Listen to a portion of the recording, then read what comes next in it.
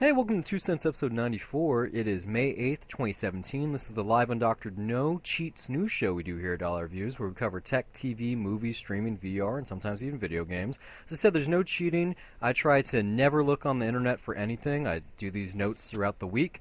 I have them all put together off of whatever I read on Twitter or the web as a whole. And I'm Brian Gillis. I'm the one that runs this show. You can follow along on Twitter at Dollar Reviews or me at Brian Gillis. That's BRYONGILLIS. Emails, Brian at dollarreviews.net. And I'm also here with Stephen Mominex. I've said so many hellos to people throughout the week that I seriously just don't have energy to think of a new one right now. It just occurred to me right on the spot I don't have a different one to give. So, yeah, sorry. Well, we're especially because it's been a pretty big week, I think, for us, hasn't it? It's been pretty big, yeah. We're actually going to say hello to some person in particular, Evelyn, who is our very first supporter of the show as the whole, all of Dollar Reviews content. She went on patreon.com/dollarreviews. She supports us. She's given $5 a month, and for that, she's going to be getting show notes for all of 2 cents. So I'm going to be giving her this show when we're done recording, and then as all the other ones that I have in the library, if she wants them, there's about 60. I think I started saving the notes around episode 32 or something. Mm-hmm. So a big thank you. She found us on YouTube via the Nerd Rider, who I'd never heard of before. Like, we did a little email correspondence, looked up his videos. He does basically like video essays for pop culture stuff and TV, things like that. And so we just got lucky, maybe. I could have peeved her and asked like more specifically, but it didn't really matter. But like, thank we didn't you, get Evelyn. a mention or anything, just a video directed? Or... I think so, maybe. I'm not sure exactly. I think it was just like a YouTube rolling ad at the end, like, oh, if you like this, you might like this. Like, Gotcha. I don't think it was actually a mention by him and that she found us that way. I think it was just the nature of the internet. But sadly, she doesn't have social media, so we can't follow back on Twitter or Facebook, which are, some of the perks that get you that $5 spot. It starts at $1 for the thank you on 2 cents. So because of that, also, tomorrow I'm going to be live streaming the Until Dawn Rush of Blood PSVR. I'm not sure how long I'm going to do it. I don't want to do the whole game, not because I'm too scared or anything, but with all of the virtual reality content I have, I like savoring it over days. So for instance, and I'll be talking about this on Dollar Reviews tomorrow, which you're going to listen to on Friday, guys. I did a couple of puzzle games on PSVR, one of them being Static. I beat that across the course of 3 different days, I think it was. And also, it was the first time I've been able to be in virtual reality for longer than an hour. I did like 3 hours of consecutive head-mounted display usage. Yeah, pretty cool. Wow. So yeah, I'll be live streaming that tomorrow. Maybe I'll do just 1 roller coaster, maybe 2. I don't know. It depends. Do you know what time you're going to be doing it? Because I do want to check that out when I can, if I manage to. But maybe like around, I don't know, like maybe like 2 p.m., 3 p.m. It really depends on how tomorrow goes. But I'll definitely look at the replay for that. Yeah, but, it's gonna be... though, seriously, though, thank you, Evelyn. I mean, $5, that's way more than I expected. I mean, we're just happy just to get $1. Like, yeah. That's enough. But, yeah, 5, that's just 5 times more. Really, really a generous start. So, really, thank you so much, and I hope you enjoy what we keep putting out. Yes, in terms of the live stream tomorrow, it's going to be on twitch.tv/cstrife991. That's CSTRIFE991. If you're listening to this after I've actually done it, you can also go there and see archived broadcasts. I'm going to be exporting it to YouTube also and tweeting it out beforehand, probably tonight with the time when I figure that out. And then also on our Twitter and Facebook feeds, you're going to be able to see the video after its initial date. Might make some clips out of it, make like a little video out of this kind of thing. Try to become more YouTube savvy. But yeah, like I said, probably need to get a new computer too on your end. Just no, like it's basic sure? video. I mean, yours is really on its last legs. It's been 4 years. Well, technically I didn't edit that on this. It's been 4 years since I did my documentary, and I, for the most part, edited that thing on this MacBook. I mean, I had a Mac Mini too. Yeah, fuck, that's been 4 years. That's scary to think about. Yeah, patreon.com if you'd like to support us as well. She's just, at the beginning of what we offer. If you have a script you want some feedback on, you want us to edit something of yours, either audio or video. Perhaps you want to Skype with us and have a Skype date. And the best one of all is our ads that we run on the show. As of right now, they're just for funsies to get water and whatnot. But if you back us, you could do it just like all the big-time podcasters. For only $50 a month, that's 3 to 4 episodes every single month for that money. We're going to be talking about whatever you want us to pitch. That could be food, it could be a podcast of your own, it could be a web series you have. Literally, it could be anything, and we'll be talking about that a little bit later when we do those ads. And before we get in the news, we're all over the internet, like I said, Facebook and Twitter at Dollar Reviews, Instagram also, WordPress, Tumblr. And if you just want to find us direct to the source, you can go on Google Play Music, iTunes, Pocket Cast, Stitcher, TuneIn, YouTube. Look for Dollar Reviews. You're going to find us. And if you're too lazy to do that, Google Debt to Cinema. That's one of our shows. We'll be talking about what content we do a little bit later after we do our follow-up and our headlines. So let's start there. Follow up on a couple things that have happened recently. And this first one's really cool. It could actually be a headline on its own, but it's related to a chain of events that happened over the past couple of weeks. So Annapurna, one of the big independent filmmaking companies out there, they've continued their really large moves that they've been doing lately. The latest of which was that they teamed with MGM to become a distribution entity. Up until now, they've been like all the other independent chains where they make their films, they produce it in-house, and they find someone so they can put it out there.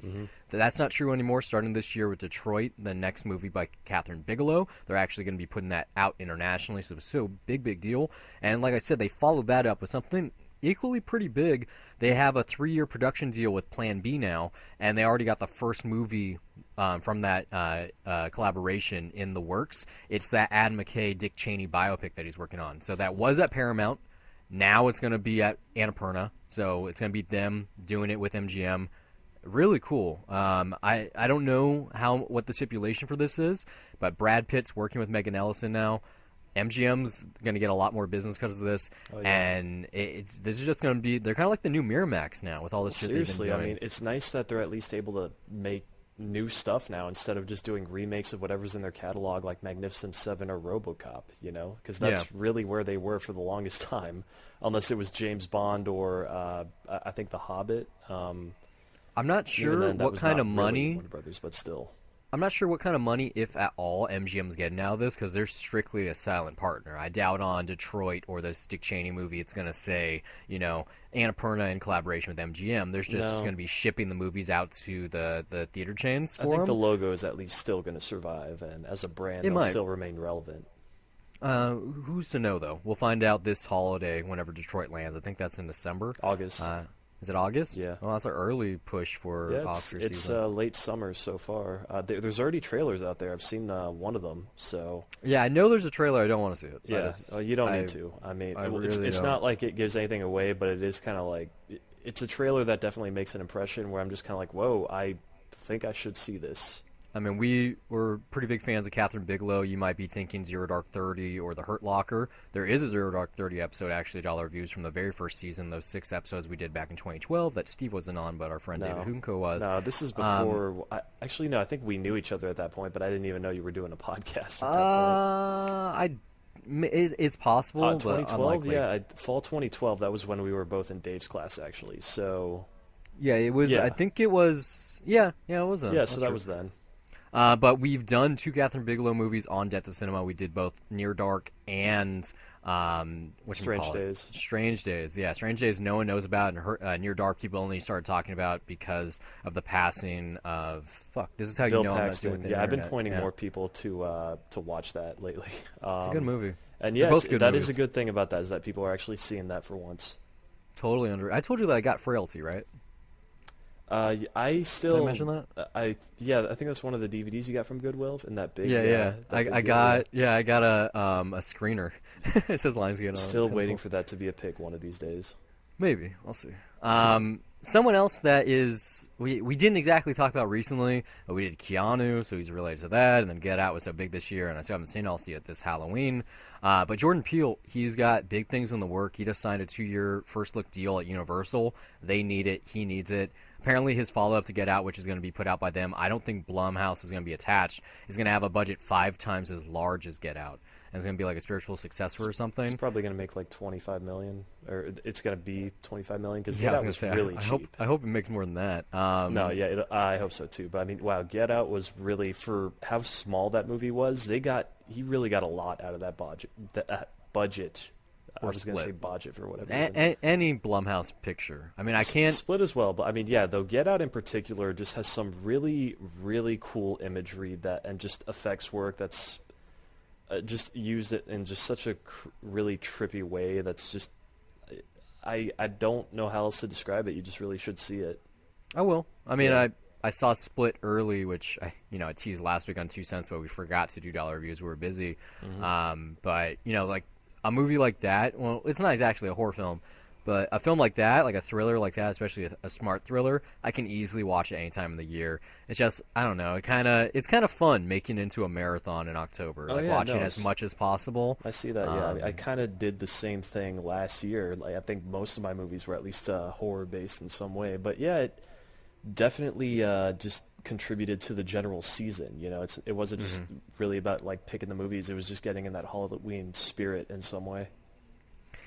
Following up with Universal, this is something, like I said, it's a follow up. It's something we talked about a long time ago. So long ago when I actually saw this news item, I thought it was a new thing. But Universal is looking to adapt Microsoft's Gears of War franchise to the big screen. They mentioned this first back in like Christmas of 2015. So like I said, we did the show back then. It's Hmm. just who the fuck remembers that? But they have a scribe on board now. He's the guy that is working with James Cameron on the 4 Avatar sequels. He also wrote Armageddon, so I'm guessing you know the guy's name. I think it's Shane. I forget the last name. But I if mean, as they've far as I got know, it's J.J. Abrams and maybe some other guy. I know Tony Gilroy did the adaptation for Armageddon. Jesus, I'm slurring all over. It's like, uh, yeah, I'm not sure though. Yeah, it doesn't matter. I just thought that was funny. But I mean, I guess Gears of War could work. It's a big IP. There's a large fan base out there, but I just I mean, Gears of War has some terrible dialogue, or at least the first one does. So like that has nothing to do with it. It's just it's an interesting world. It's a good IP. It's I think it's a more stop just like this alien race and save humanity type thing. Like it works on paper as like a it very works as a sellable game, but I think blockbuster. the biggest selling piece for that is a chainsaw gun. Really, I mean, Still a selling piece. yeah, it's but I don't know Uh, what else is there really to differentiate it from it's other about games, even from Halo. camaraderie. Like Well, not in terms of games, other and than these just dudes in are just terms super of roided up and have chainsaw guns. it's a very cinematic just world. The set pieces. I only played the first game, but just in terms of how that looks, I mean, it's kind of like if you put Halo and Call of Duty together and then just inject a bunch of steroids and throw a chainsaw gun in there. it's more than It's that. not Like bad, but there's it's just like, yeah, I guess it's a way to kill time. I don't think it's an amazing game though.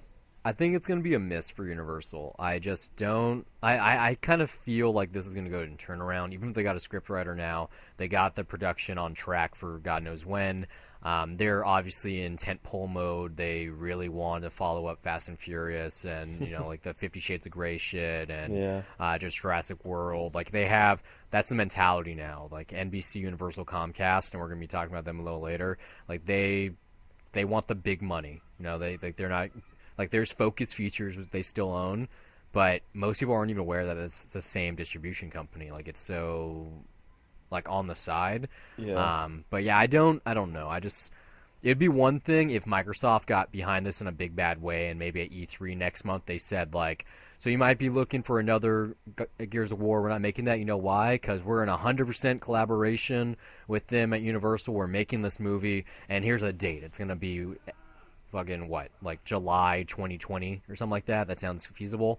Yeah, 3 I'm years just, from now, I'm just, get enough prep time just to put everything together. I don't know. It's I still want to see more of the video game movies that have come out in the last year or two.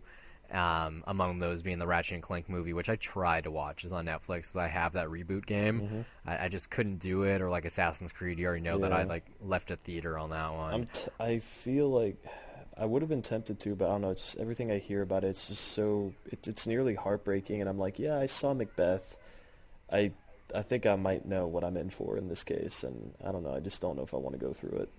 I think the problem with video game movies is for the longest time, since like the 70s and 80s, they've been looking for a way to take video game properties that are really successful and convert them into an entirely passive medium, which doesn't make sense. The reason video games are so successful is because it's an interactive medium. It's Hmm. especially in today's way of making games, you take a world that you can actually step foot into and you can interact with these characters and settings and whatnot.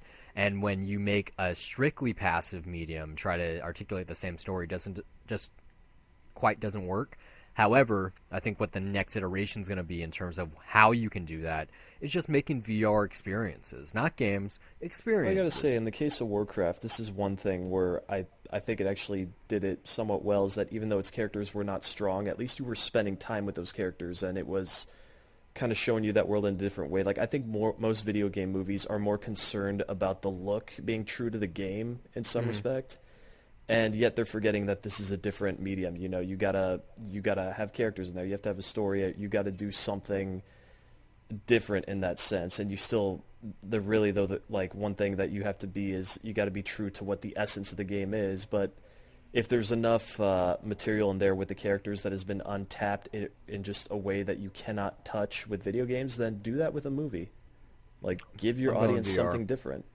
I want to see more and more over maybe even just this holiday season, since VR is going to be a year and a half by that point, that the big blockbuster games, the Star Wars Battlefront 2s, Call of Duties, Battlefront, like, yeah, Gears of War, Halo, like any of the big IPs, Grand Theft Auto, that everyone's aware of, or a better example would be Red Dead Redemption, since that's getting a sequel this year, that those get maybe like a VR trailer.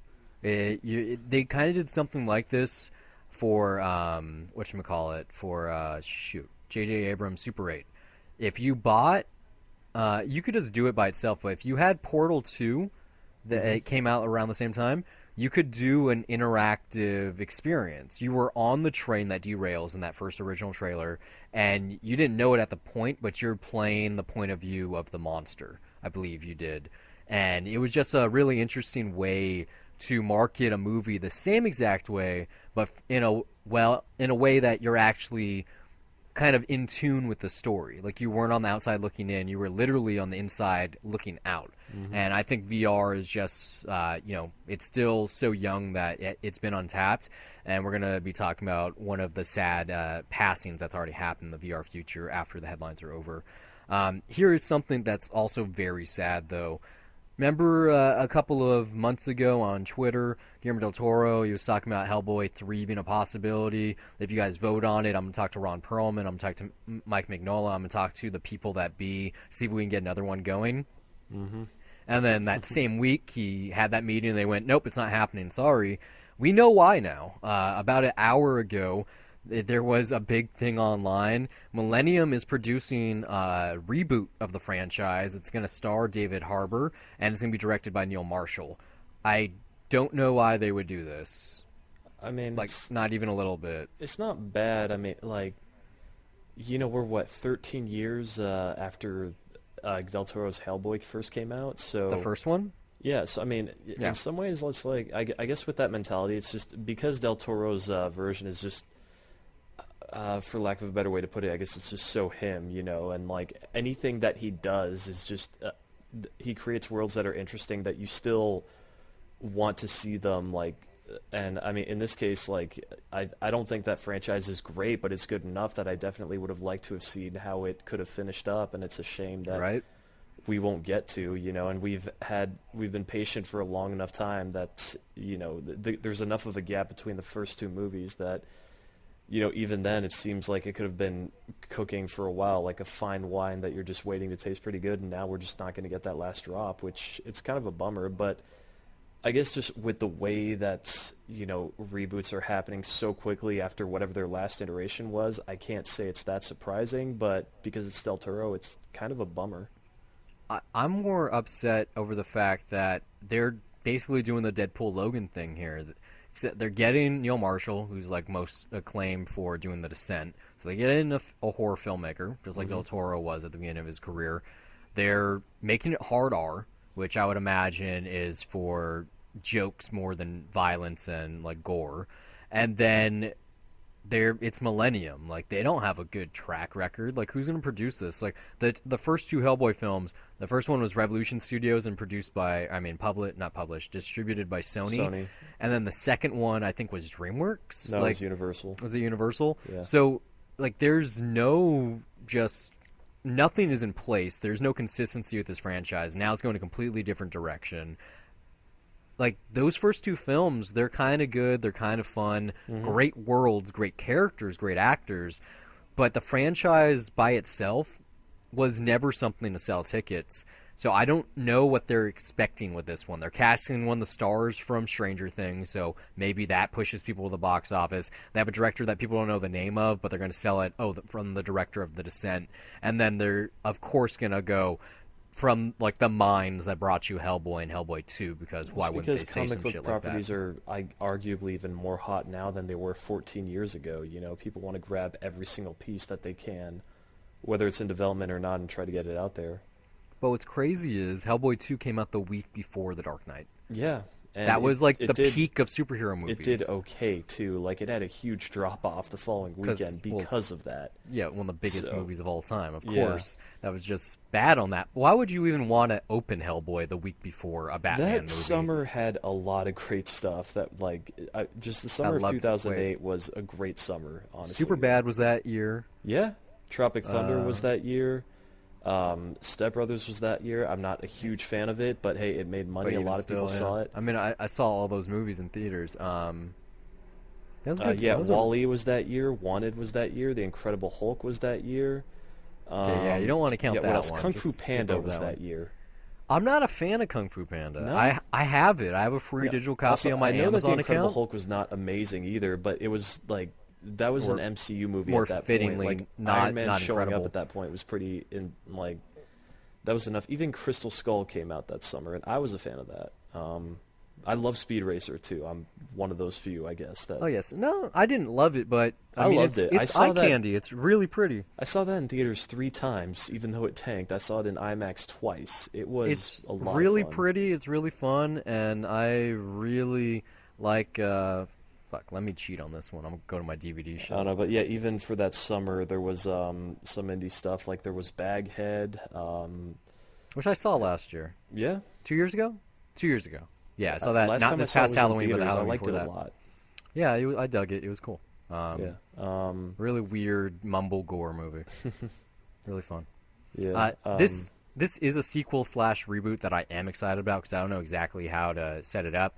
But Edge of Tomorrow is happening. It's going to be named Live, Die, Repeat, and Repeat, which is not a good title because that means they officially killed off the Edge of Tomorrow name. In theaters, it was that. When it got on home video, they changed it to Live, Die, Repeat. And now Warner Brothers is going, that was never the name of the movie, They just don't know what they want to call it. No, they have a title. Doug Liman, this came from his mouth. He's calling it Live, Die, Repeat, and Repeat. But yeah, Doug Liman, Tom Cruise, Emily Blunt, and all of the writing team is returning too. So this is hopefully going to come soon. Obviously, Bill Paxton has passed, so his character is pretty minor. But this is being claimed as a prequel and a sequel. And what I think they're going to do is it's going to take place a little bit, like the time loop is going to be much bigger. It's going to take place before the first movie started, during the first movie, and then also as a sequel. And if they can do that, that would kind of bring a new element to the Groundhog's Day formula. And it would be just, I really liked Edge of Tomorrow. I saw it in 3D. Wasn't the best post-conversion, but it was still pretty good at the time, especially.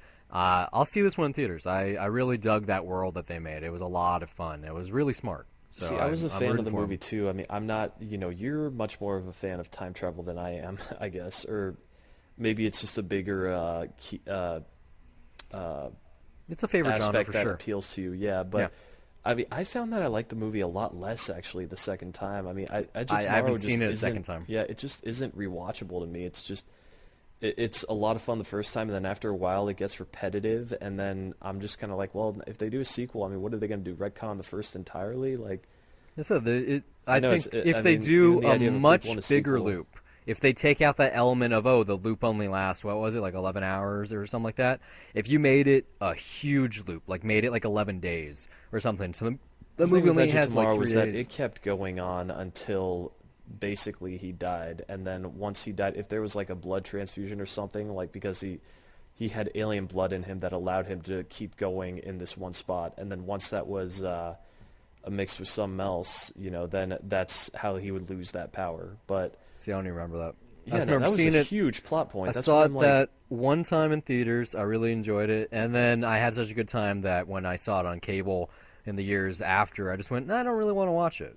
Maybe I saw like 5 minutes of it. That's a huge plot point, is that basically because he's got at some point when he first died, he got blood mixed in from the alien that allowed him to basically just keep going in this continuous loop and then keep dying and coming back. And that was a major aspect of it. So here I'm just kind of like, well, if, spoilers for Edge of Tomorrow, but if the war then is over after that, I mean, that's another thing that I liked was that basically, it was a one and done movie. It didn't need a sequel. It ended, and then that was it. Story over. It was a fun little genre movie. Well, not little because it cost what 150 mil, but I mean, yeah, I'm just not begging for a sequel for this one. I'd rather see a different time travel story.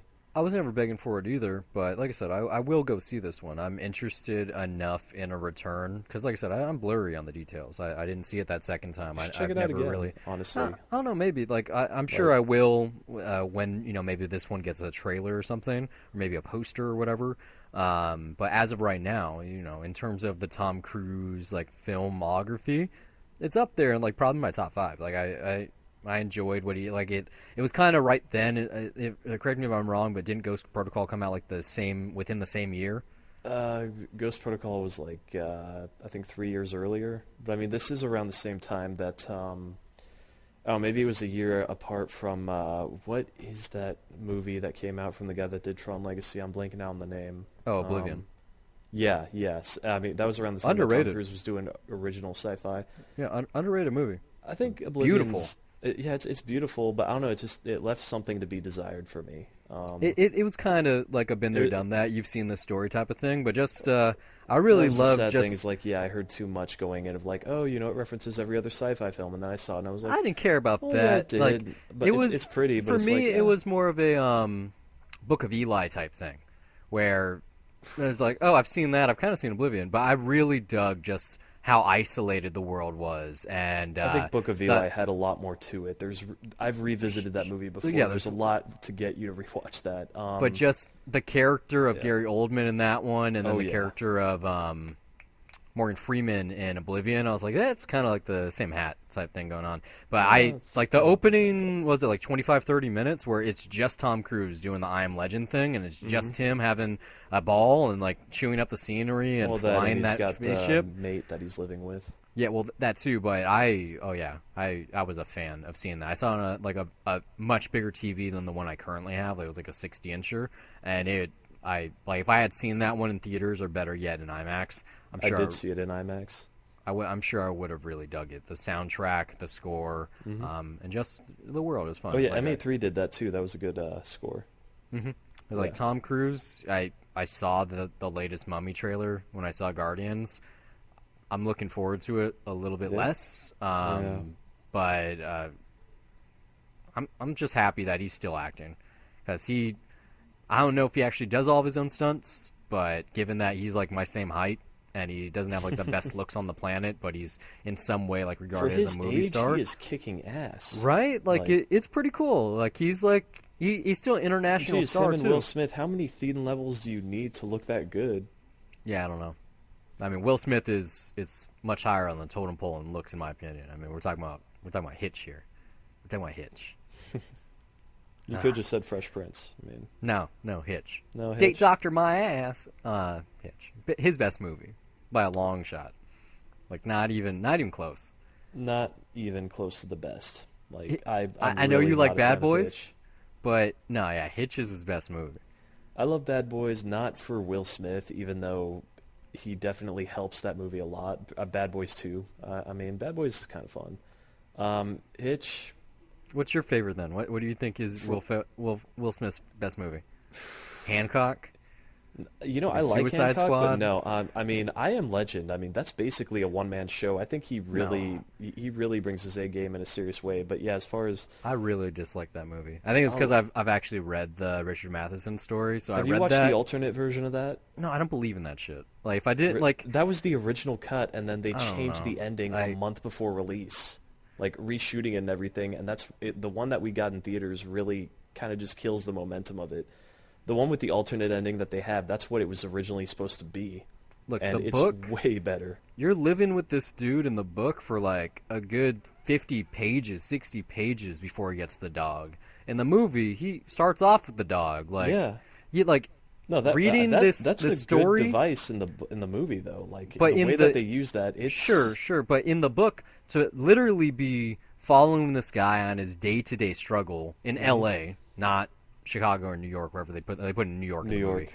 Yeah. It's actually in L.A. He's like, oh yeah, I'm driving through fucking here and here. I'm in Compton and shit. And you're like, oh cool. And just like the world, how it's set up, and I don't know. I remember seeing I Am Legend in theaters. There were other adaptations of that story too. Oh yeah, there's like 3 different versions. Yeah. Yeah, so I mean, they were basically just kind of trying to do their own thing at that point. But I mean, yeah, also how they create New York, like. I Am Legend doesn't have the best CGI when it comes to the creatures themselves, but everything else, like it is on especially point. the Batman versus Superman poster in Times That Square. was a nice tease, well, and it did come to fruition. Forget. So, yep, thank you, Warner Brothers. Some people are not going to be thankful for Warner Brothers. The people that love Game of Thrones will be, because HBO has 4 spin-offs in development currently. Season 7, mind you, premieres in just a month's time. It's going to be July 16th. And they got 1 more after that until it's over. So they're already working on what's going to follow it up. They got lots to play with. I mean, George R.R. Martin, I'm sure when they produced the show, gave him a Bible of everything. I'd love to see just like an Arya and the Hound show, like kind of do it like as kind of like a farce of the show, like maybe them just like stomping around the countryside fucking people up or something like that. Because I loved it when they were together. Was it like season 4 or whatever? But they got a lot to play with here. I didn't watch it, But in terms of why people would be mad, we talked about this in the past in terms of Amazon Prime Video or just Prime itself being a steal of a bargain. If you're doing it per month, it's not bad. $10 for all these movies, all these TV shows, which include HBO, the 2-day shipping, Twitch Prime, all of these great things. And then we do it for a year. It seems a lot less enticing because it's $100. But yeah, one of the points for the last couple of years has been that HBO's library of older shows and movies and originals in particular were available on Prime. Time Warner this week announced that Amazon Prime is going to be losing all that content in the middle of 2018 when the current contract expires, and they're not going to renew it because they want people to get HBO Now instead, which totally makes sense given that they need more money and they want this merger with AT&T DirecTV to happen. Yeah, and also Amazon's practically a competitor now that they're making 100% more of their competitor original content. So yeah, that's the same reason why just so many places pull out, so many shows are pulled out of Netflix now. If you have Amazon Prime right now and you've never seen 6 Feet Under or The Wire or The Sopranos, 6 Feet Under on there? Yeah, it's all of their shows that predate the last. Like the deal was at the time of the contract signing. You would get everything that's in their back library, but any of the current shows, Girls, I think there's some seasons of Girls that are on there at least. No, I think it's 0. Like Girls, Hung, Game of Thrones, all of the current shows, Silicon Valley, wouldn't be on there until the show is over. I think the actual stipulation is 3 years after the show has ended its run. So all of the older stuff is on there. So if you haven't seen any of that, in particular The Wire, True Blood, if you're into that fucking thing, and that it goes off the rails. But that first season's awesome. Lots of nudity too, if you're into that for Game of Thrones, for HBO reasons. If you haven't seen any of that, please do, because you're going to be losing those perks in about a year's time. And we'll see how by that point in entertainment, things are going to be a lot different. So here's a little ad break that I'm going to do because I am getting parched. So, Steve, why don't you, what was the best meal you had this week? Well, speaking of parched, actually, it's funny that you mentioned that because Don't I've pitch been beer joking again, man. all week that I've kind of been drinking water here. What I have in front of me is a Lone Star beer, which basically, It's not the to shit beer of Texas, yeah. kind of, I mean, still good for what it is. It's basically the Coors Light or, it's beer pong beer. I mean, like, I had friends that came in from out of town. They came here, and they were all like, "Oh man, I want to have some Lone Star." Like, like it was something that they were seriously looking forward to. And I was just like, "Okay, I'll buy you this fucking 6-pack of Lone Star, but you better drink it all." And they didn't. And there was no way that I was gonna let that be their first beer when they got here. So I was like, "Here, have a Shiner." And then they try Shiner, and they're like, "Oh, that's good. Let me have some more." It's like, no. Now you have this Lone Star, and I want you to drink the whole thing right in front of me. I gave them 1 can, and they were just like, yeah, it's all right. Let me have some more Shiner. Had to push real hard to get them to drink more Lone Star. Now they're gone. I've got like 4 cans left here, so I'm just gonna finish this stuff. I drink it for you. But Don't it mind. is. I gotta be honest though. Like right before we started recording, I went on a run. So like right now this is not like the best beer in the world, but it is quite refreshing right now. Well, So yeah, that's all Lone Pilsners. Star, yeah, as the national beer of Texas, you do get that. I went out for a run. I had a bit of dinner after that. I had enchiladas, by the way, that were left over. And yeah, now I have a nice, refreshing beer. Got plenty more Shiner in the fridge because I bought a crap load, but yeah, for now I just want to get through this Lone Star. I don't like Pilsners. If I can look through it and it looks like apple juice, if it is literally a yellow color, it looks like piss, Yeah. I'm not a fan. But when it's hot outside, you're doing manual labor, you're just hanging out, and you want to drink a whole bunch. It's getting really hot here. Well, Yeah. I mean, not like unbearably hot, but it's definitely humid. And like, even going to the Greenbelt here in Austin, like the water is like, it needs to rain soon. We need more water in that. It just to go rained around that in trail. LA yesterday, actually. Yeah? It at the beginning of last week, it was hot, humid, like damn hot, and then the last 2 days, storm clouds and rain. Like it rained hard yesterday for the better part of like 20, 30 minutes. It was really interesting. I think it might be raining here a little bit this week, not too much, but yeah, like the water even in the lake is kind of going down, so we need rain pretty soon. Since you had Lone Star, I'll see that and I'll raise you Bush. A friend came over the other day and he brought that same kind of beer, same reason. Yeah. He got a 12-pack for $5. That's cheap. He got a 12-pack of Bush and a 12-pack of Rolling Rock for like $13 total after tax and CRV. I was like, damn. So we drank like 9 or 10 of those Bushes together. Like that's the kind of beer that it's meant for. It's pounding beer. It's beer pong beer. It's let me shotgun this one. Like there's no taste to this. This is some kind of beverage that you can drink real fast. For $12. I'm sorry, a 12-pack of Lone Star for $9.99. Sorry. Yeah, that's like average price. Like PBR is usually 12-pack for $10. Well, PBR is actually cheaper here. I think it's like $7 for a 12-pack. Yeah, it depends where you go. Like 7-Eleven's usually average for that price. But yeah, cheap beer has its place in time and space. Mm-hmm. But I don't think I would ever declare when going to a state, hey, let me get your cheap shitty beer. Well, they didn't even know that. They're just like, oh, it's the national beer of Texas. I want it. That's like, not no, what I'm it was. telling you, it's Coors Light. These are I'm telling you, it's Bud HBO Light. people, and they probably saw True Detective, and they wanted to drink the beer that Matthew McConaughey liked. That's Does probably he drink Lone Star in that? Oh or is yeah, it that just first there's season. A bar in Texas No, where, that first no? season, in the interrogation, like moments that happen in between moments, he's only drinking Lone Star. He makes like a Lone Star fucking piece of art. Like he drinks a lot of Lone Star in that first season. I mean, Shiner's kind of a bigger deal here. Like you even hear in country songs, like people are singing about getting their Shiner. Even in Hell and Her High Water, there's a lot of Shiner being represented there. So like as far as good beer, that's really the one that you go for as far as the most popular one, and it's not even that expensive either. I had some good beer this week. Yeah, Mayfest was this week. It's a German holiday, basically, like Maypole's the beginning of May, beginning of spring. And so my bar next door at work, they had 2 specialized beers, because just like Oktoberfest, German brewers also make something called like a Mayfest Bock. And so I had a Hofbrau Bock for Mayfest, which was really good. Like it was 7% and hoppy, but also like kind of malty, but not too crazy. That was really good with my meal. And then 2 days ago, I had, what was it? I don't even quite remember, but it was way more malty. But it came in like this adorable like Lederhosen pint glass, where like there was like cleavage, and on the back there was like a bow on the back of her dress. It was really cool.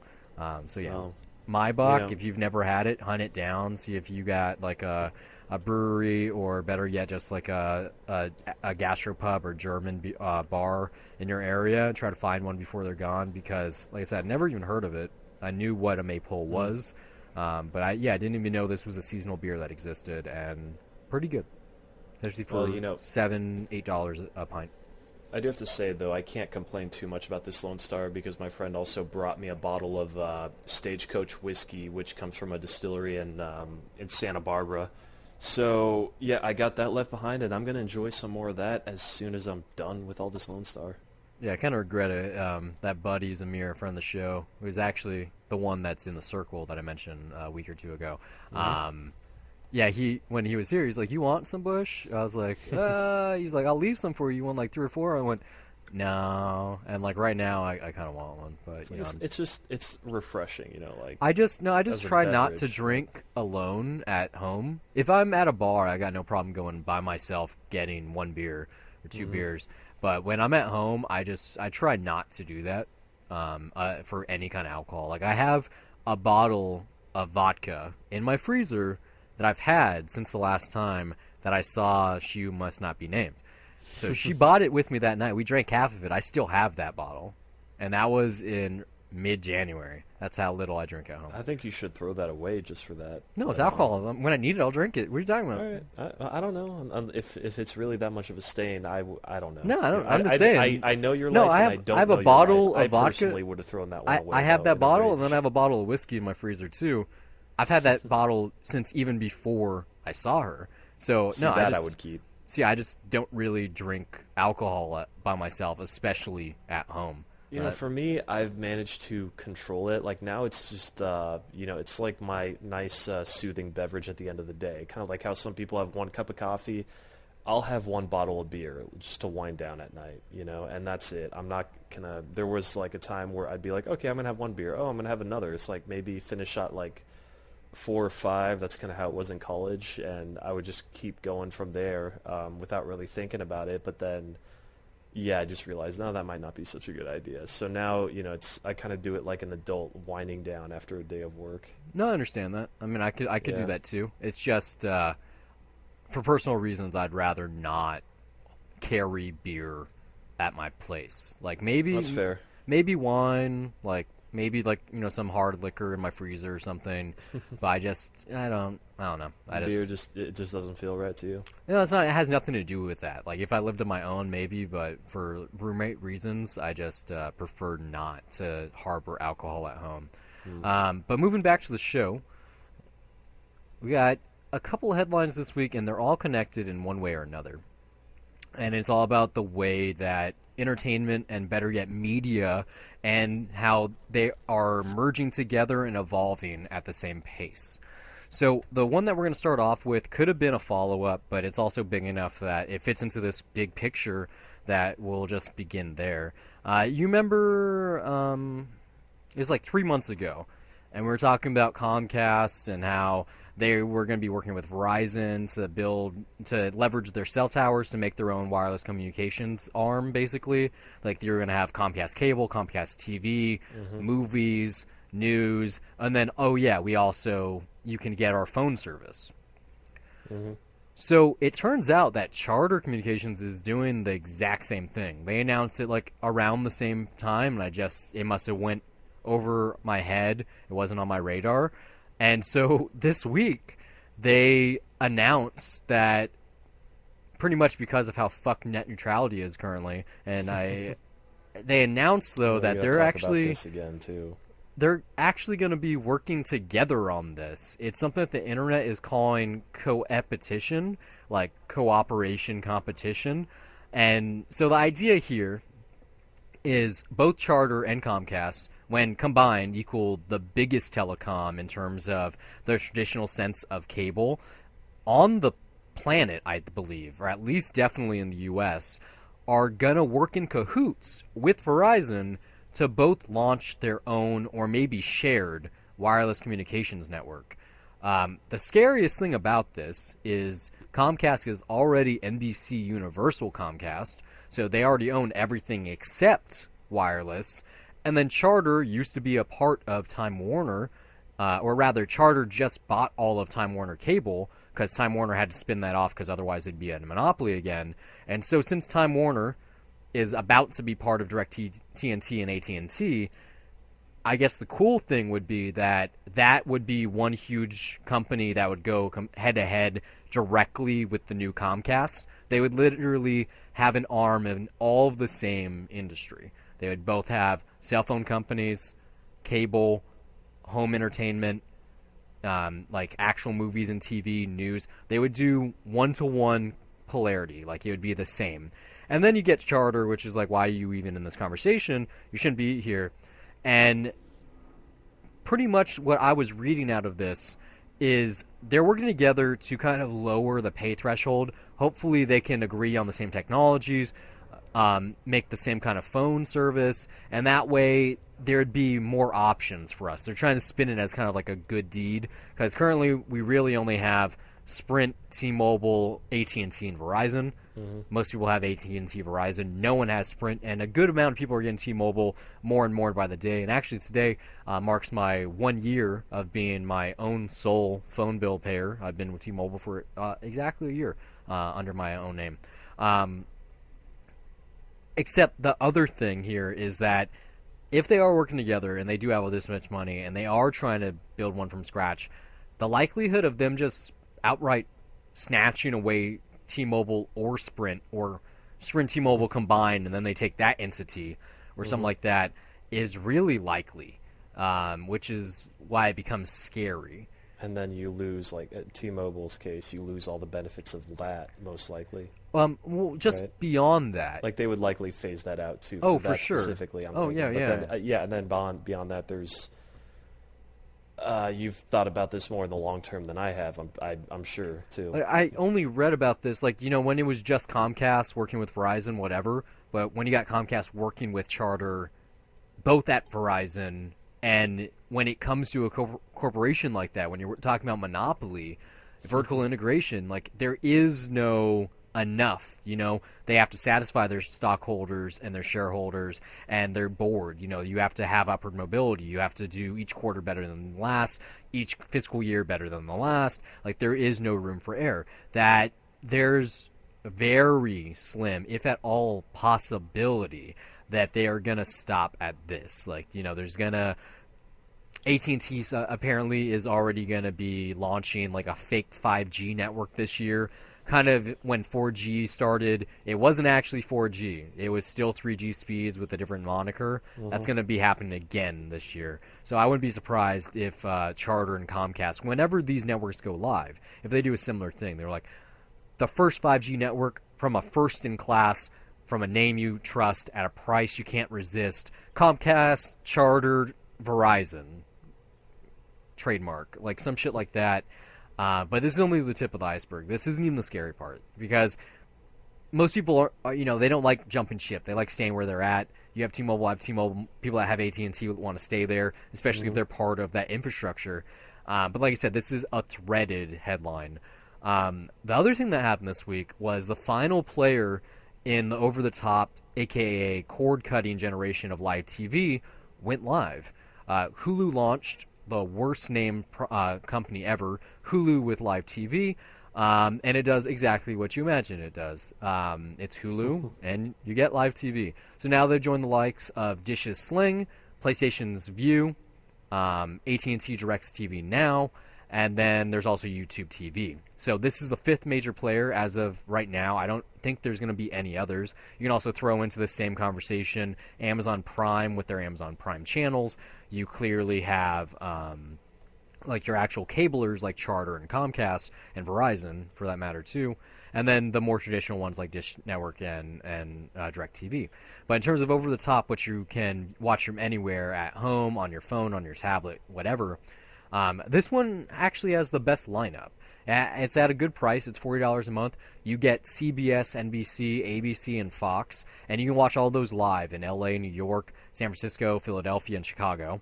And then on top of that, you get all of their sister networks that come with those. So you get ESPN, CNN, Fox News and Sports, TNT, TBS, Bravo, E, Food Network, Travel Channel, A&E, Cartoon Network, History, Lifetime, USA, FX, and you can even get Showtime available as a premium add-on. It already sounds like an actual cable package, right? Just delivered through Hulu. Yeah, the reason is, like I said, this has the best lineup, is because Hulu is owned by Disney, 20th Century Fox, Time Warner, and CBS. So, of course, the people that own this are going to want to give it all. Like, if you look at PlayStation Vue, they don't have certain things. They don't have Viacom. I don't think they have Fox or something. Like if you look at YouTube TV, same deal. Like each one of the other 4 are missing something, and as of right now, Hulu with live TV, which I'm never gonna get used to saying, it is the best. The only catch is that it is also missing things. It doesn't have an option for HBO, which DirecTV subscribers on DirecTV now get for free. It doesn't have AMC networks, which include IFC and Sundance, and AMC itself. No Viacom, so there's no Comedy Central, Nickelodeon, MTV. You can't get Discovery Channel, and Starz currently is unavailable.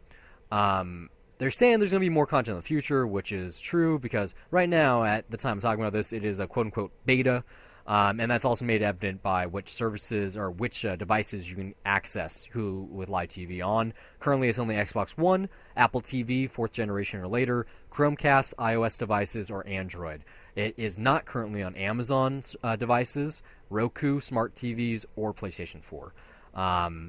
And then if you want to get into the nitty-gritty too, it comes with 50 hours of cloud DVR. You can do 2 streams at once, and then those can be upgraded for additional fees. If you pay $15 extra a month, you can get the DVR, I think, at 500 hours. A different $15 can get you unlimited streams by different accounts, because you can have 6 different accounts on one membership. And then if you pay $20, which is a discount, you get both of those at once.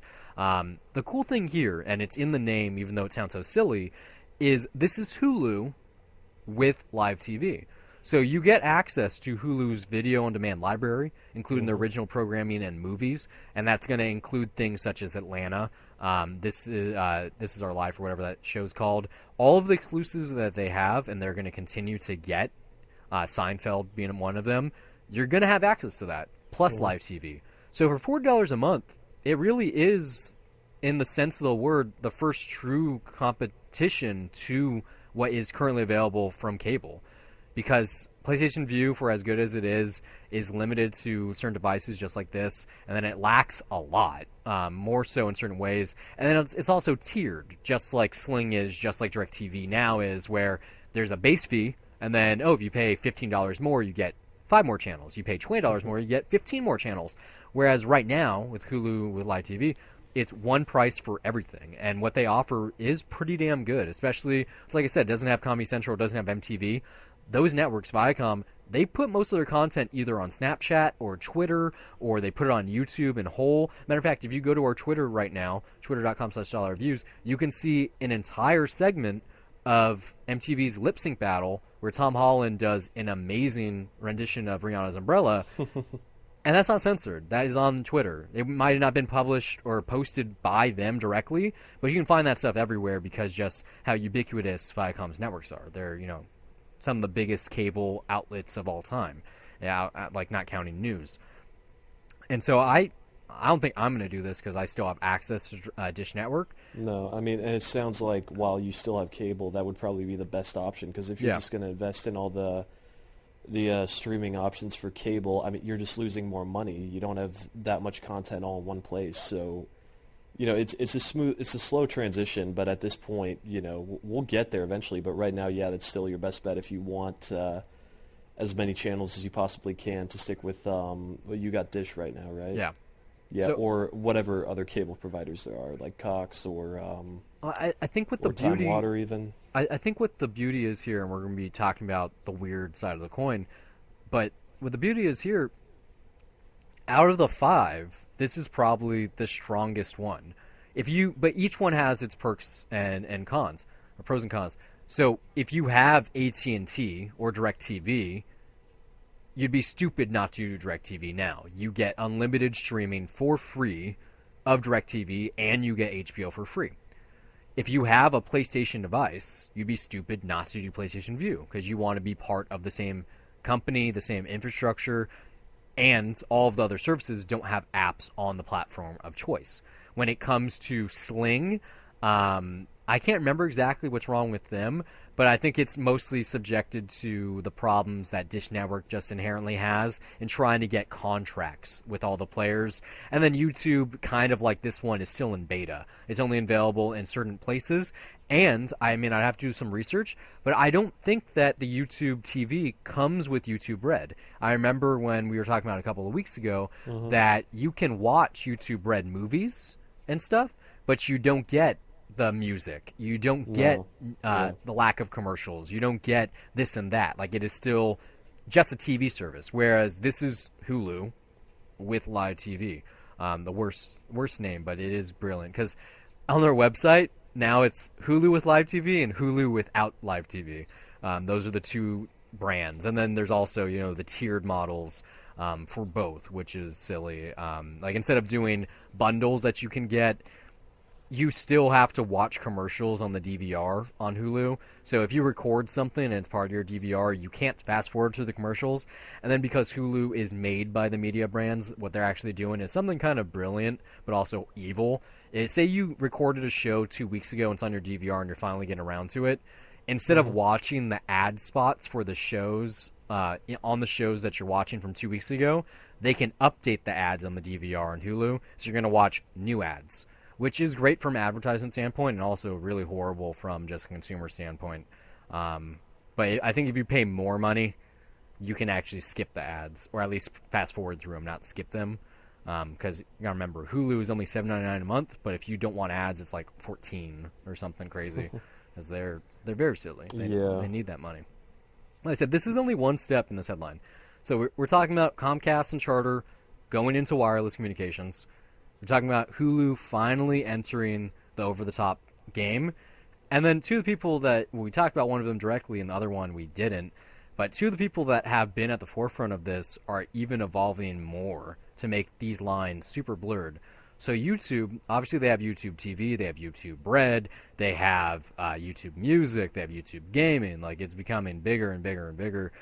YouTube actually announced this week at Newsfront, which is like basically like PallyFest but for news, that they're going to have a big slate of ad-supported free content featuring big stars. So here's just some of them. They're having Ellen's Show Me More show, which is basically like behind the scenes of her daily talk show. Kevin Hart's What the Fit, which is a weekly exercise show where they try out the latest trends in fitness. I Am Demi Lovato, which is like a year-long journey of her life and also while she's trying to make her new album. Best Cover Ever, which is probably going to be the only one that actually is a hit, which is essentially star search for the next YouTube breakthrough sensation. They're trying to follow up Justin Bieber getting someone. So this idea is you record it, yourself doing a cover, you send it to the website. If it's good, it's going to be on the show, and then you can do a duet with like a big star, probably Justin Bieber, on a live broadcast. And then the final one of note is Katy Perry's live special. She's going to do a live concert only for YouTube, which I think is the first time this has been done, because they do live stream stuff like Coachella and different festivals and whatnot, but it's, you can go there and buy a ticket. I don't know if this is actually going to have an audience, or if it has an audience, maybe they ticketed it through YouTube. Maybe it's already been recorded. I don't know. But that's just some of the stuff. And this is not YouTube Red. This is not YouTube TV. This is free for everyone, just with ads.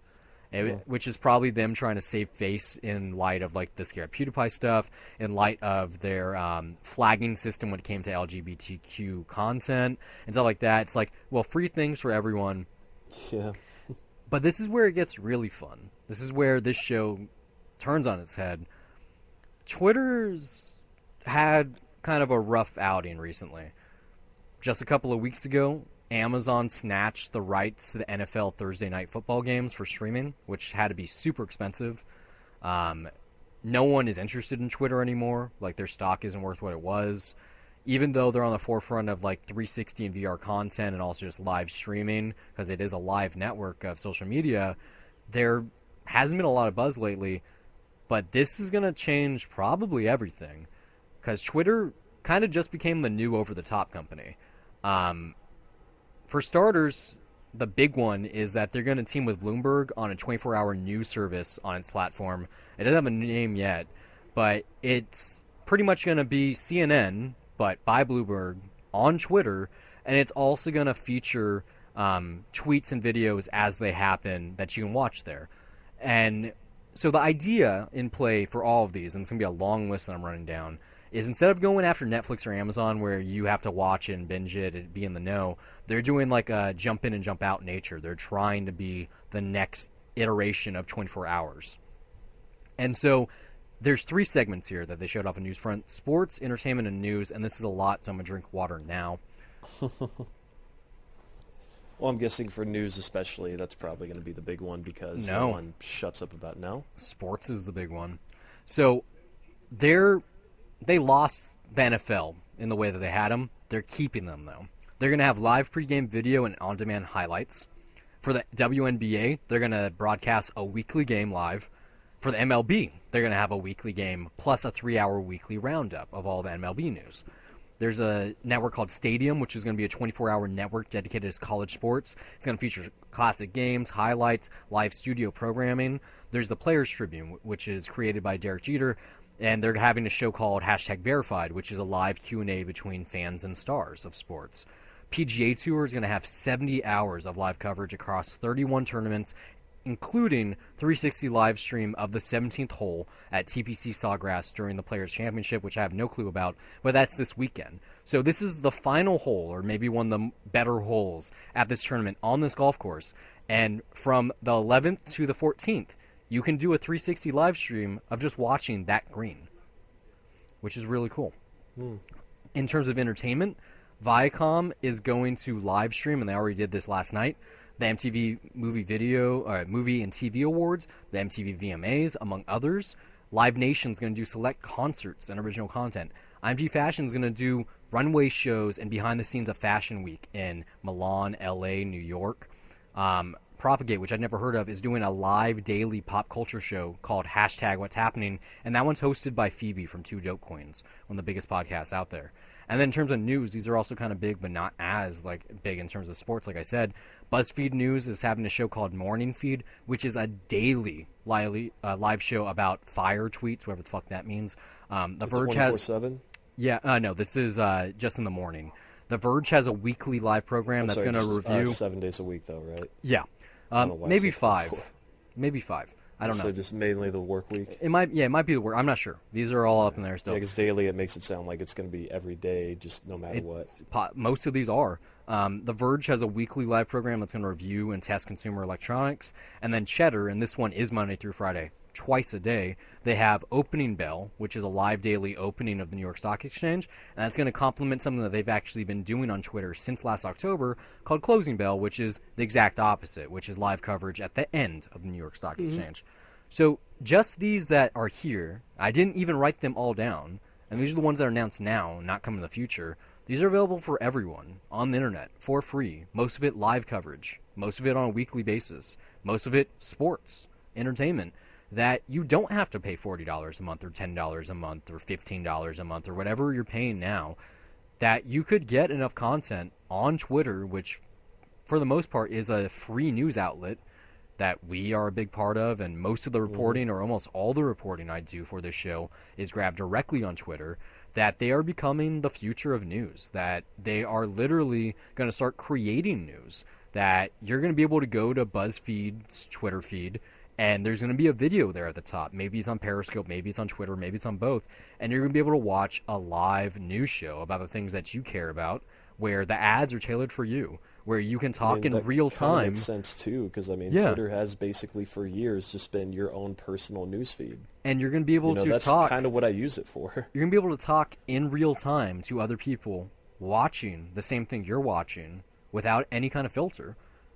You could potentially, meet your next best friend or your next wife. You could meet anyone during one of these.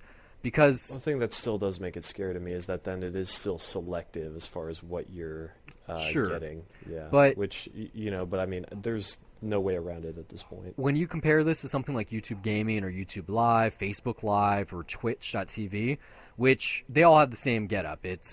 We're live streaming. It's kind of like this show. We're doing it live. We don't have interaction because, it's a recorded nature. This is a time capsule of the news on a weekly basis. But we could very easily do this in the same way that Twitter's doing these things. We could turn our cameras on. We could broadcast this on Twitch or whatever. And people could watch it and leave comments and talk to us. There's already the infrastructure for that. It's just that's not the outlet. That's not the road that we're taking with this. It's kind of the future of news. How cool would it be to literally talk to the broadcaster while they're broadcasting? Not like on ESPN or CNN where they check their Twitter feed at certain moments and they talk. They literally just quote what you said, But No, I mean, you literally, literally just use the camera on your phone to yeah, pop in. I mean, it's no different really than how the news has worked for years now when they have guests, that are not in the studio. They're in some other location, and they got a different background behind them. But just imagine that where you could just use your webcam or your phone cam. because I mean, absolutely, that's plausible. Amazon is And the getting, audio quality would be just as good, and it's like you're having a conversation in a studio. especially if it's on Piper Chat.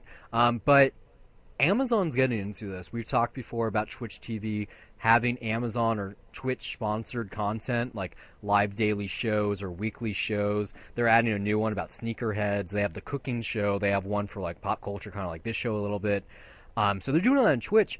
I think that's just going to be part of Amazon soon. Like you're going to go to Amazon.com/whatever, and there's going to be a whole section of that. Like it's going to be part of Prime channels. It's going to be called like Why Prime. not? Amazon's taken over the Yeah, world. it's going to be called like Prime Live. I have a feeling that there's like two segments right now.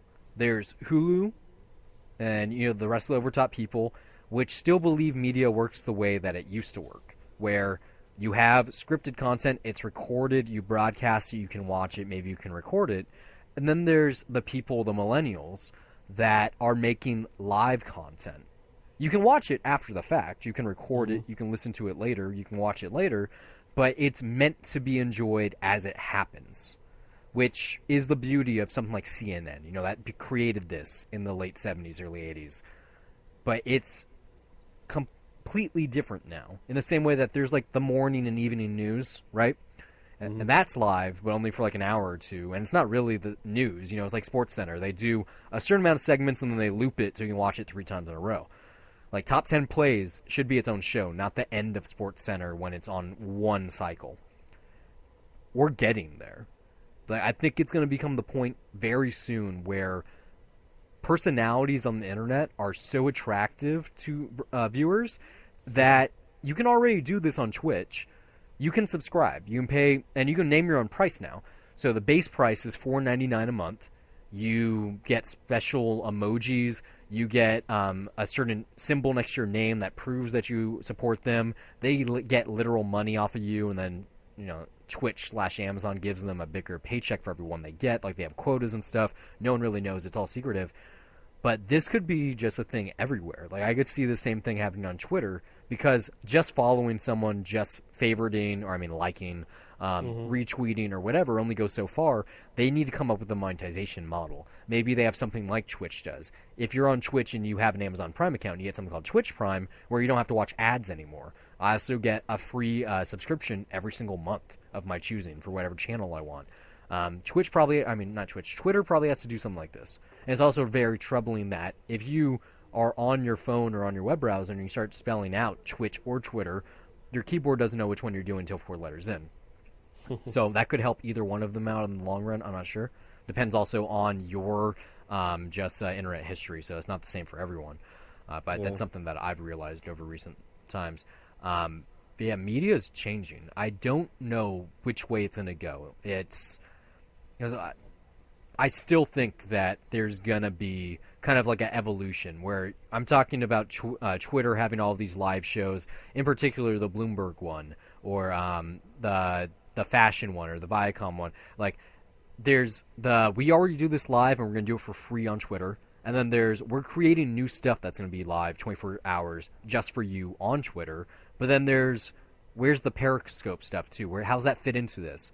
They need like a special website, like twitter.com/live or twitter.com/video, where you can kind of have a certain way of doing this. Because I know Twitter currently on Xbox One, I think Apple TV, there's a dedicated app where you can watch just the video content.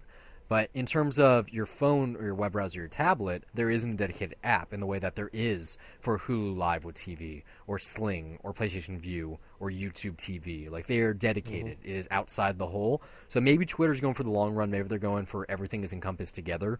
But in terms of just a media consumption standpoint, I don't see how that's going to work. But it's exciting. For how scary Comcast and Charter is, the flip side of that is how cool Hulu's looking, how awesome YouTube is being. I think just free and freemium is the future. That's been proven with mobile apps. If you charge someone $5 for a game, no one wants the game. But if the game is free, but you pay $5 to get all the things you want to do, people do that. It's a thing that happens in all gaming and all apps. Like free is the model that works, like freemium. So I don't know how Twitter's going to monetize this. They clearly are still in debt because no one's going to buy them. But I said this like 2 or 3 months ago. I still think Amazon's going to buy Twitter. They don't have the only thing that Amazon doesn't have is a social network. They have Twitch, and on Twitch Amazon you kind of have is basically the Circle at this point. So yeah, I could totally see that. It's like on Twitch, there's kind of a news feed where broadcasters can leave like little status updates, like, "Hey, I'll be streaming tomorrow at this time for this game. Sorry, I had to do it so short."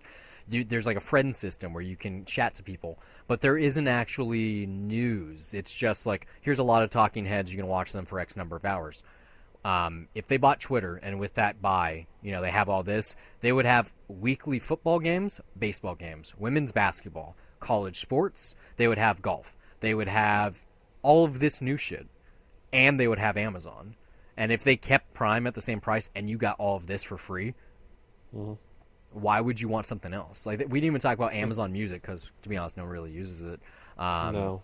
But it's becoming like a one-stop shop. I used to scoff at the idea of Sam's Club or Costco growing up. I'm like, why would you pay $100 just to shop at a grocery store when you can shop at any grocery store and take that $100 and buy the things that you wanted with that money?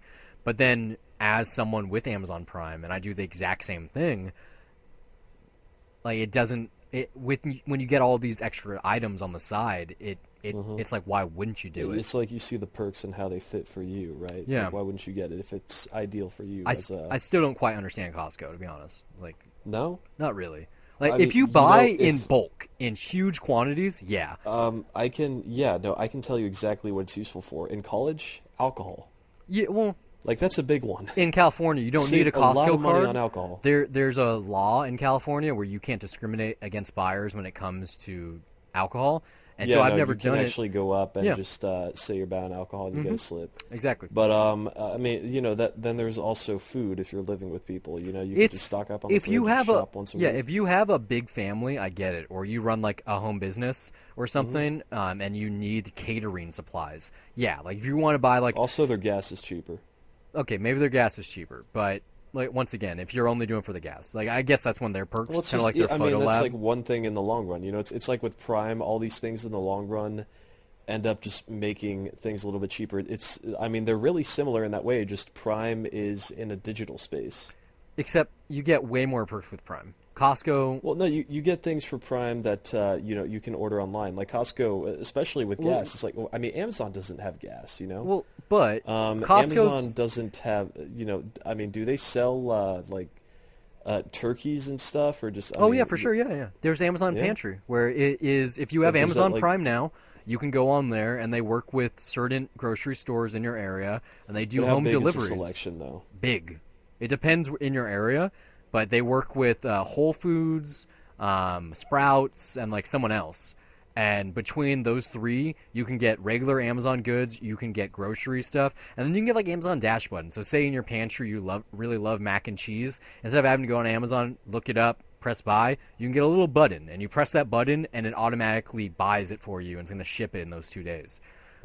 Like, I actually went to high school with someone that worked on that. Now she's working on Lioness, which is a like feminist-centric vibration company where they make vibrators that actually read how your body responds to the choice they make. Pretty cool. I'd love to get her on the show before she's actually done a podcast, so maybe she'd be game for that. But no, yeah, if I wrote down everything that Amazon offers Prime members, it would kind of be ridiculous. It would take up a whole show. It's an endless list. It's not endless, but yeah, it's pretty damn big. Nearly there. I mean, it's you can find something for everyone through Amazon. Like, even when you talk about their fringe stuff, like Amazon bookstores that exist out there, or like the Amazon Fresh store, where it's like a convenience store where there's no tellers, and then you throw in Amazon Music, Audacity, or not Audacity, I mean Audible, Prime Video, Prime Music, 2-day shipping. Twitch Prime, like I said, you get Prime Now app, you get like the Kindle lending library. I got 2 things delivered from Prime today. I got the latest Lego Dimensions characters that were half off for some reason. I don't know. And then I got some Vapors, Vicks like nose inhalers, which are $4 a piece, and I got 3 sent to me from India for $4. Like, remember when I ordered that on the show a couple of weeks ago? Mm-hmm. I got them. I didn't even know when I bought them. They're from India, which is actually funny. That's why it took so long? That's why it took so long. I thought it was Australia when you were No, the one that I have is from Australia, and I was reading the label. The one that I got in Australia was manufactured in India, so now I just bought some from India that were manufactured in India. But yeah, super cheap.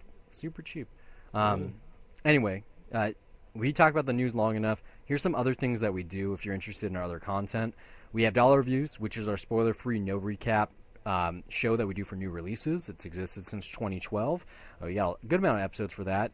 We do pretty much, we have 3 sections. We have comic book movies, we have award movies, and then we have streaming. So in terms of comic books, we've done Logan, Batman vs. Superman, Suicide Squad, Doctor Strange. We did Star Wars, Ghostbusters, Power Rangers, Fantastic Four. Like, we do, it doesn't matter if it's good or bad. We see a lot of them.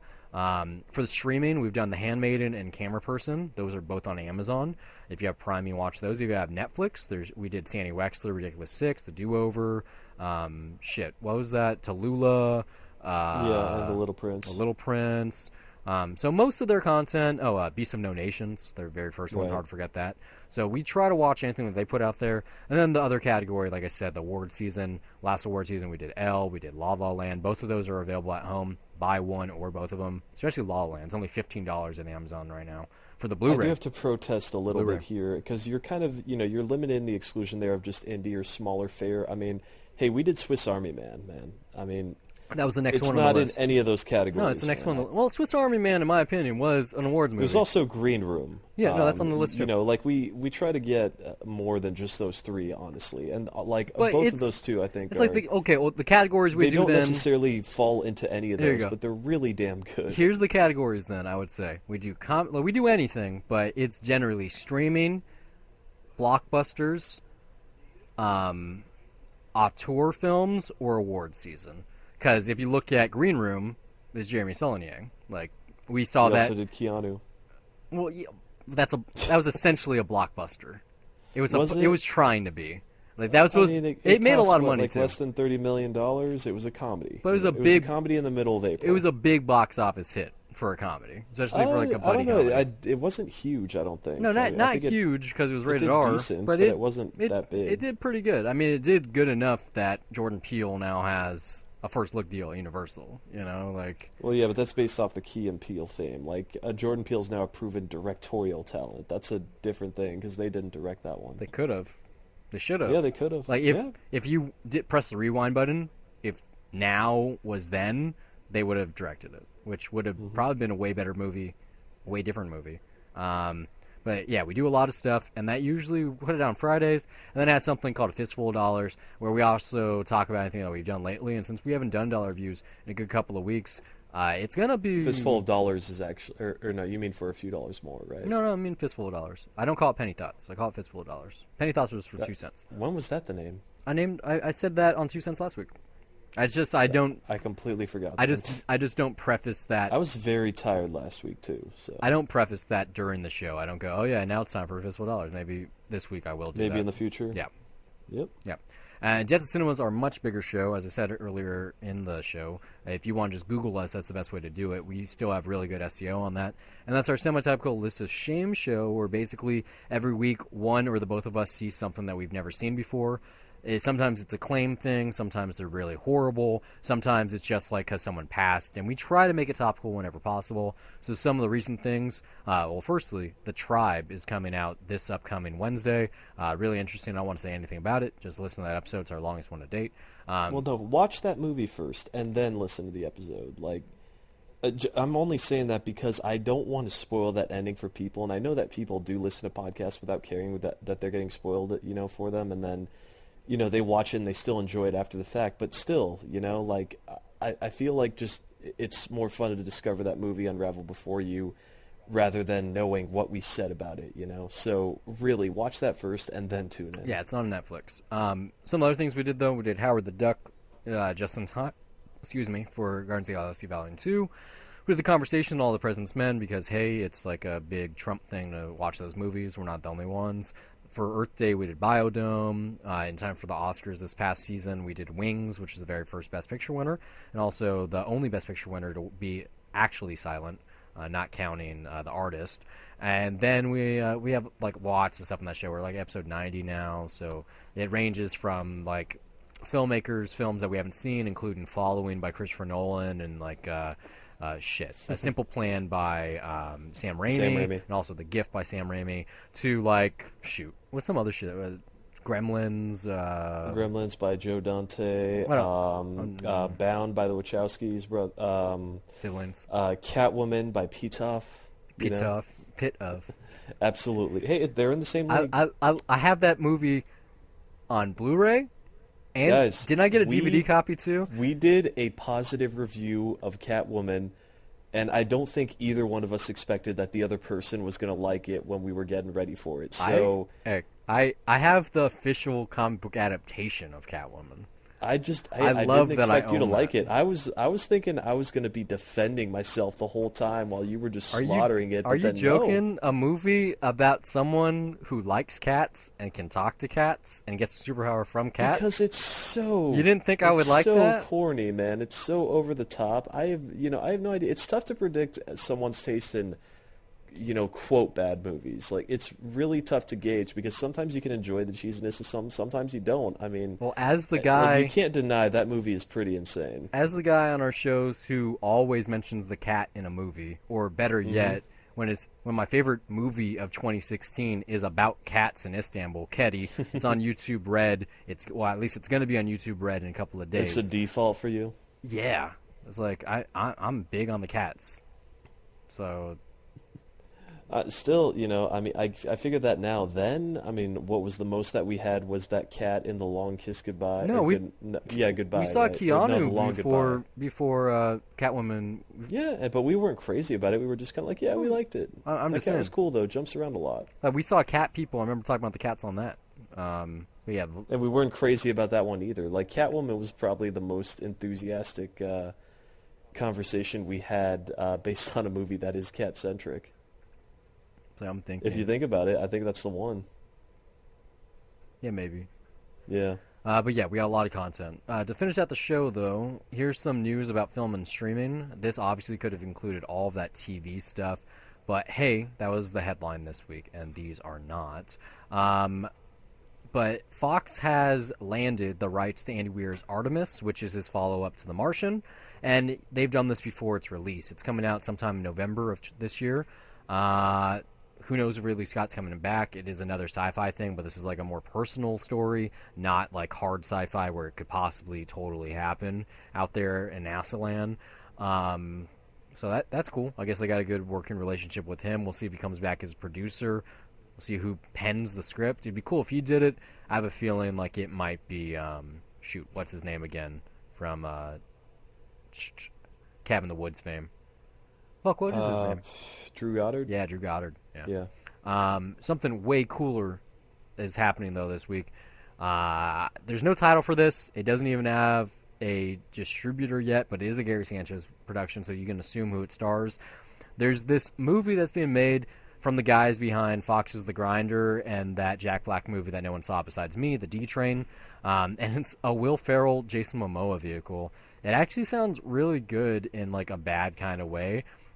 Basically, they played a father and son like duo on a sitcom in the past, and now Will Ferrell, after the show's run has ended, is kind of like in the dumps, not getting any work, where Jason Momoa is like at the top of his fame, like starring in all kinds of shit. And I guess they, for some reason, their paths cross again. I really hope that this comes out like right around the time of Aquaman, just so you could have that counter billing of him being super serious as a superhero, and then look at him being an asshole movie star type of thing. Because Slashville made a good point about this. Up until now, every role he's basically been in has been overly serious. Look at me, I'm a tough guy. Conan, he wasn't really in it, but Justice League, Frontier. Justice League seems like to be the one that's going to have some humor. Even The Bad Batch, which comes out later this summer. Yeah, the cannibal movie.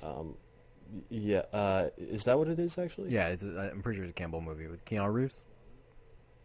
I want to say yes. Yeah, that one. And what's her? It's directed by the one that does A Girl Walks Home Alone at Night, which I really talked about. Now I've seen that trailer so many times at the Draft House that I actually remember what the title is. But yeah, I want to see that. No, I've seen the D Train. This is the Grinder. I saw an episode. Yeah, I remember you taled about it and we considered reviewing it, but then you were like, you don't need to. No, you really don't got to see it. It's on Netflix now. If you like Jack Black, you might like it. But it has a good setup. I really enjoyed watching the beginning of it, and I remember seeing it alone in theaters too. But basically, Jack Black was like the loser in high school, and he is somehow convinced the biggest guy, the coolest guy from his graduating class to show up for the high school reunion that Jack Black is planning himself, and it's weird, it's an adult comedy that just doesn't quite land, but I'm curious who did co-star? It was what's his name? Cyclops from the original X-Men movies. James Marsden, yeah. Maybe better known as Prince Charming and Charming, or whoever the hell he played in 27 Dresses. Was he in that? Yeah, he was. I actually kind of like that movie. I like some of the music. I like the idea of that movie. The Elton John song that comes up in that movie. No, Block Parties, This Modern Love, that played when she was throwing away all of her dresses towards the end. Was he in that? But no, I think he was in that. He was the love interest in that. I think he's better known for being being Enchanted. He was Prince Charming in that. I've not seen that. No, it's pretty. That's Disney. I've heard. Going the original route while paying homage to their original properties. And it was a fun movie. It really was I was at the age where I was just not into Disney at all at that point, so I wouldn't have been caught dead seeing check it out. Yeah, even then I heard it was really good. It's essentially the Scream formula within the Disney movie world. Yeah, I'll get to it at some point. For sure. I'll probably rewatch that soon. So yeah, I don't know the title. No one knows when this is coming out. But Will Ferrell, he might not make the best movies anymore. I'm curious about this pairing. I didn't care for Daddy's Home. I definitely am not watching the sequel. Did you see it? I saw 20 minutes and I turned it off. I'm not going to watch the sequel this year, but this is one of those projects where I see it, I read the synopsis, and just because I am a Jason Momoa fan, or Khal Drogo, whatever you want to call him, that I am curious what he would do in a big comedic role, especially about showbiz. Any movie about showbiz is usually pretty good. Vision Quest, Life with Mikey, you name it. This one is a lot smaller. This is just a little streaming thing, but it has big talent behind it, and it is at Amazon, so hey. They got a Danny DeVito, Jeff Goldblum comedy in the works that is a little bit similar to this Jason Momoa, Will Ferrell movie.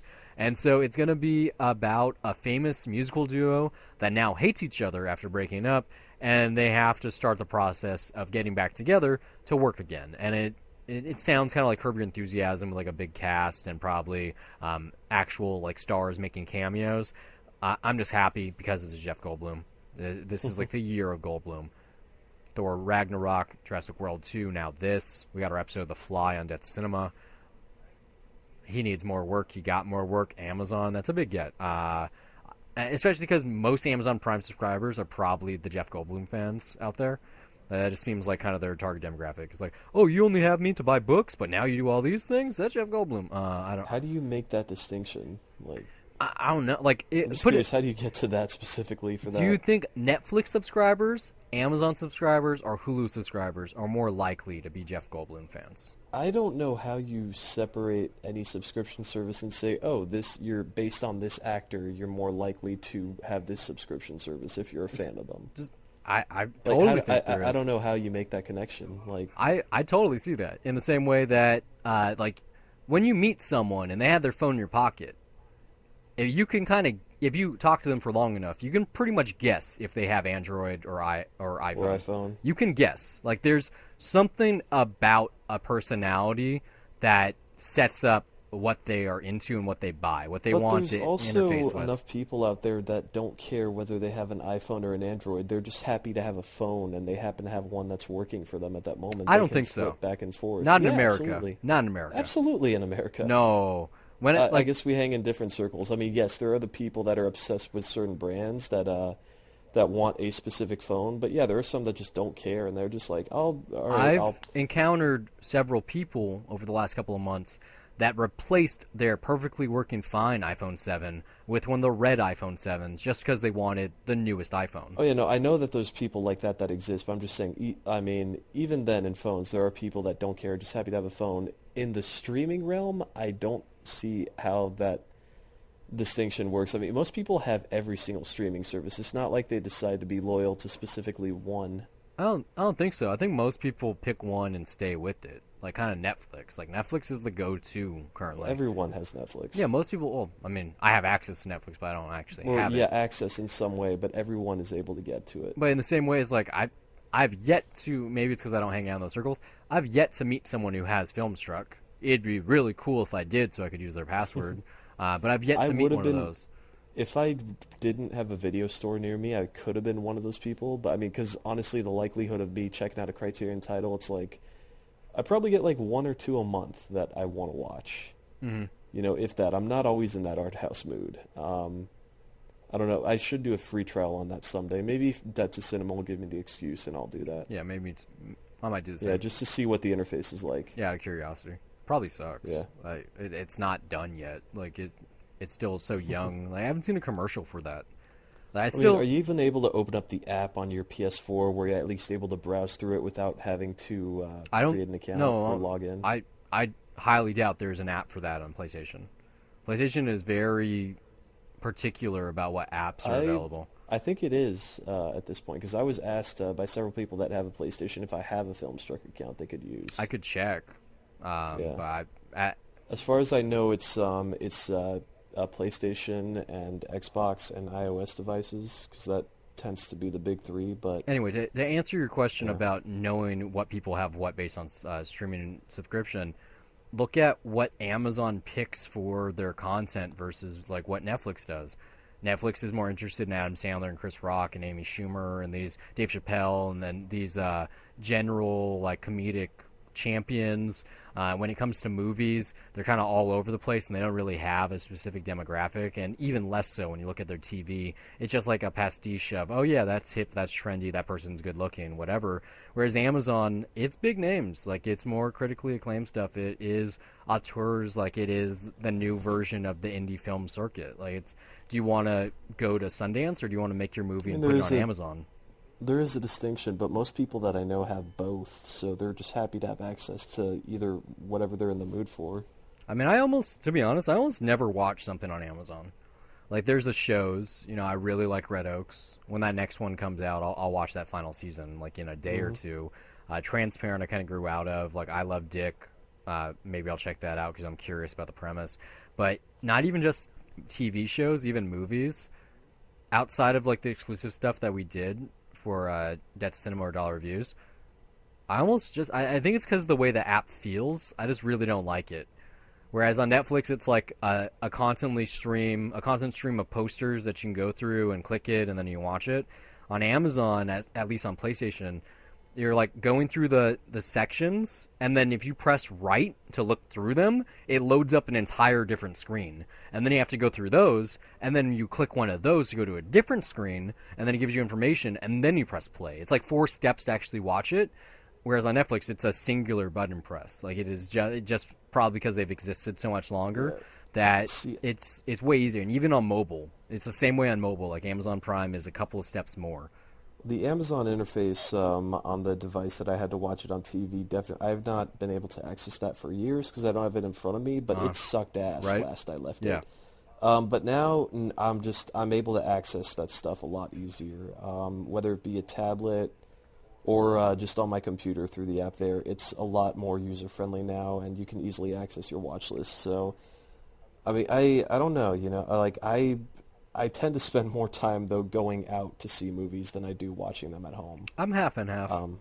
By the way, yeah, you're totally right. Filmstruck does not have PS4 yet, but it's on their list of devices that are coming soon when you look at their available devices on the website. So, should have it soon. Yeah, because, for a couple reasons. One, Xbox has always gotten streaming apps before PlayStation, just because they're getting it at the same time. It's Xbox and maybe, but looking at earlier in the show when I said Hulu with live TV is already on Xbox One, it launched there. So it's like a multifaceted thing. Primarily, I don't know if it's easier to code for Xbox, but it probably is, given that they are part of the Windows 10 infrastructure. Yeah. So if you can create a program for Windows 10, it literally works out the box with Xbox One. And then when you couple that with the idea that Xbox One in today's marketplace is targeted more as a media center solution than a video game system, that would also give them a reason to go there first. But I think it's that plus the Windows infrastructure. Well, yeah, PlayStation, just on PS3, PS4, Vita, PSP, doesn't matter what you got. Whenever it comes to apps, it's a much more like triple down process. If you look at Netflix in particular on PS3 when that launched, you would have to do the Wii thing where you took a disc that wasn't a DVD, it was just a disc, and you had to put that in your system to even open Netflix. I don't know why. I still don't know why. Really weird. Really, really, really weird. Like, when I bought my PS3, it was actually when they stopped doing that. And I was like, okay, good. Like, on the box, it said, you don't need a disc now. I was like, okay, cool. It was weird. I mean, just because Xbox One was already able to do it, it made no sense. And I got my PS3 after I got my Xbox. Sorry, 360, not Xbox One. Yeah, but, I mean, that disc thing was just... super stupid. It was a waste of time. Yeah. I'm happy that's not a thing anymore. Yeah. I still have that disc somewhere. I was actually thinking about this earlier this week. I was thinking about media and how, like, Apple kind of started the process of killing physical media. When you think about computers, they really did. Like, I have a stack of CDs and DVDs here that I can burn. I have blanks. I almost have no reason to use one of those. Unless, like, someone older than me who doesn't really use the internet wanted a copy of, like, say, a movie that I made or something like that, then yeah, I would probably use one. But outside of, like, that one example, because my current car doesn't have a CD player anymore, I, like, have no reason for CDs. Like, my home media collection for DVDs and whatnot, even though I get so many now, I don't really use them. I just want them for the collection's sake. And, like, it's the peace of mind, too. Just the idea someone could come over. What movie do you want to watch? I have all these, not having to go on Netflix. Is that still there? Or Amazon? Is that still part of the library? And also, like, say if I didn't pay my internet bill for some reason, I could watch one of these without any issues, and I don't have, like, buffering speeds or anything like that. But just when it comes to resolution and ease of use and all kinds of different things, I just find myself neglecting physical media and hating it, especially when it comes to video games. I love the idea of just being able to press a button and play. When I want to play a game and it's not in my system, I have to stand up, walk across the room, take it out of the system, put the new one in, put it back in its case. Like, that extra minute of work, even if it's not that strenuous, it still just it puts off even wanting to play it or watch it. Like, it's the same idea. I think it's just being whatchamacallit, it's kind of being pampered by the digital age.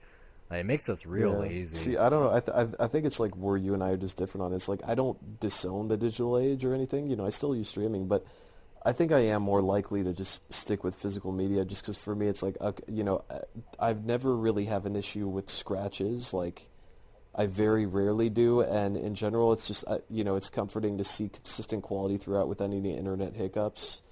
No matter how good my internet is, you know, sometimes like when it's pouring rain, things just don't work perfectly here. So yeah. But I mean, and that's not the only reason. It's just like, you know, then there are bonus features to take into account. Or for my own personal needs, sometimes I do dub tracks just for myself. I do that. It's really the consistency with it, I guess, that for physical media that I probably stick with it. Like, I romanticize the idea of a physical collection because it seriously demonstrates to someone what you care about, what you're interested in. You can look at it and get an idea. Whereas if you're digital, even then though, if you're like, I you know, it's funny though. I mean, just to add to that, like, I do think even now, like, I do have my physical collection for the most part digitized. Like, I have, you know, for example, I will always champion my Criterion DVD of Armageddon. But that thing is not going to stick around forever, so I do have like digital backups of the DVD and its files, so I can open it up like a DVD on a screen if I want to, and I don't have to have the disc in. It will start with the main menu. I can access all the menus and everything. Like, I have all my DVDs at the very least preserved. For Blu-rays, it's been more difficult for me to find an easy way, or I just haven't really done the research on it. But yeah, for DVDs, I'm kind of set there. I mean, I could probably do that same thing. It just even some VHSs I have digitized, outputted to 1080p, and they look good enough for that. But you know, it's the preservation of just the type of media that it plays on that really I don't know if it's just bit rate, but you know, it's it just plays differently, and I kind of I just like doing that. But yeah, I'm sure like before I know it, that will be the only way I have to access a ton of the stuff. So, gotta save it while I can. Well, this is fun and dandy talking about the past, but now we're going to talk about the future, my favorite section of the show, and that is... That's what's really important. It really is. It's virtual reality. So one big thing happened this week and then a couple of smaller things. And the big one is that Oculus is in the process of closing its Emmy Award-winning Story Studio, which is pretty sad. They won the Emmy last year for Henry. It's an Oculus short about a porcupine voiced by Elijah Wood. I still haven't seen it because, hey, I don't own an Oculus device. But they did two other ones, and both of those, Dear Angelina, I forget the name of the first one, are also really acclaimed by everyone, critics and virtual reality enthusiasts. And so the reason that they're killing their own story studio is because they're quoted as saying they want to start looking outwards for talent, and they have a $50 million pool, which is just a quarter, or actually less than a quarter, of their $250 million bank that they have for enticing video game developers and whatnot to make things for their platform or actually just fund them or whatever. You know, they're, hey, let's make it exclusive because we'll pay you type of thing. And so, yeah, they're going to use $50 million for funding independent, experimental, non-gaming projects to kind of supersede their story studio. I don't know if this means, like, top build filmmakers that are doing VR, or if it's just someone somewhere like you or me just deciding to do VR and they need some help getting off the ground. But it seems like the stupidest thing regardless to possibly do currently, because you know I've talked about this before, it is a hot point in the VR community. But given that Facebook has moved further and further away from actually doing shit with Oculus and just becoming a lazy obelisk with tons of money, throwing cash at people for exclusive content, this is literally them killing the one thing they had going for them and deciding to be 100% lazy.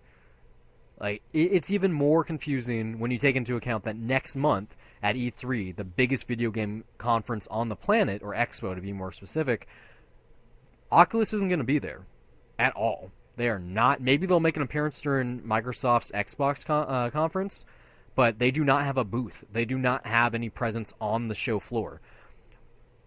The biggest from a money... Is it possible, really, that this is not going to be the big thing that we're thinking it is right now? No, this is a big thing. Or is it just too soon to start thinking of that? No, this is a big thing. PlayStation's definitely going to be there. They are 100% going to show off PSVR content. Why would they be? It's a major thing. Steam is going to be there, especially with the HTC Vive and the LG Steam VR headset. Maybe even show off a new one. Maybe new games, God knows what. VR is going to be pretty big this year. It was a big thing last year, and VR wasn't even technically out yet. You don't skip this. This would be like Oculus skipping CES or anything for that matter. When you're a big company, when you're at the forefront of the VR, like, you're the spokesmodel of what virtual reality is because you have all the money and have the biggest company backing you, you don't sit it out. Like, matter of fact, they should have their own, in the same way they have Oculus Connect, they have a conference dedicated just to their own stuff. They should have something like that at E3. They should demo something. Like, E3 is the one time of the year where the entire video game community, especially on home console, get excited about the next year in gaming. When you're only a year out the gate, why would you skip that? It seems silly. It seems almost as silly as closing your Emmy Award-winning studio. Like, they have the money.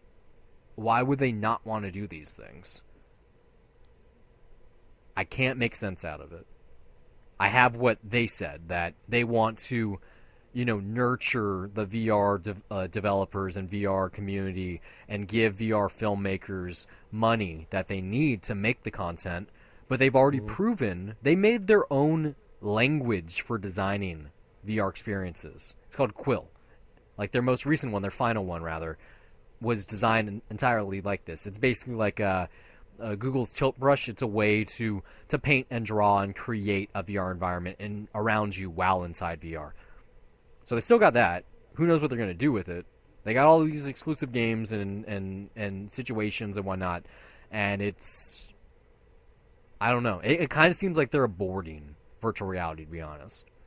Like Facebook wasn't happy with what they bought after the Palmer Luckey scandal, that they just want to like wash their hands of it and just leave the gaming realm, leave like the VR experience realm, and strictly be a platform, which is not what Oculus was created with the idea of. I don't know though. It's dumbfounding. It really is. I can't imagine a company doing this. I don't know if anyone. I don't know how else to put it. I guess they don't really know what they're doing, and I don't know. Not necessarily in a bad way. It's how am I supposed to put this? I think it is in a bad way.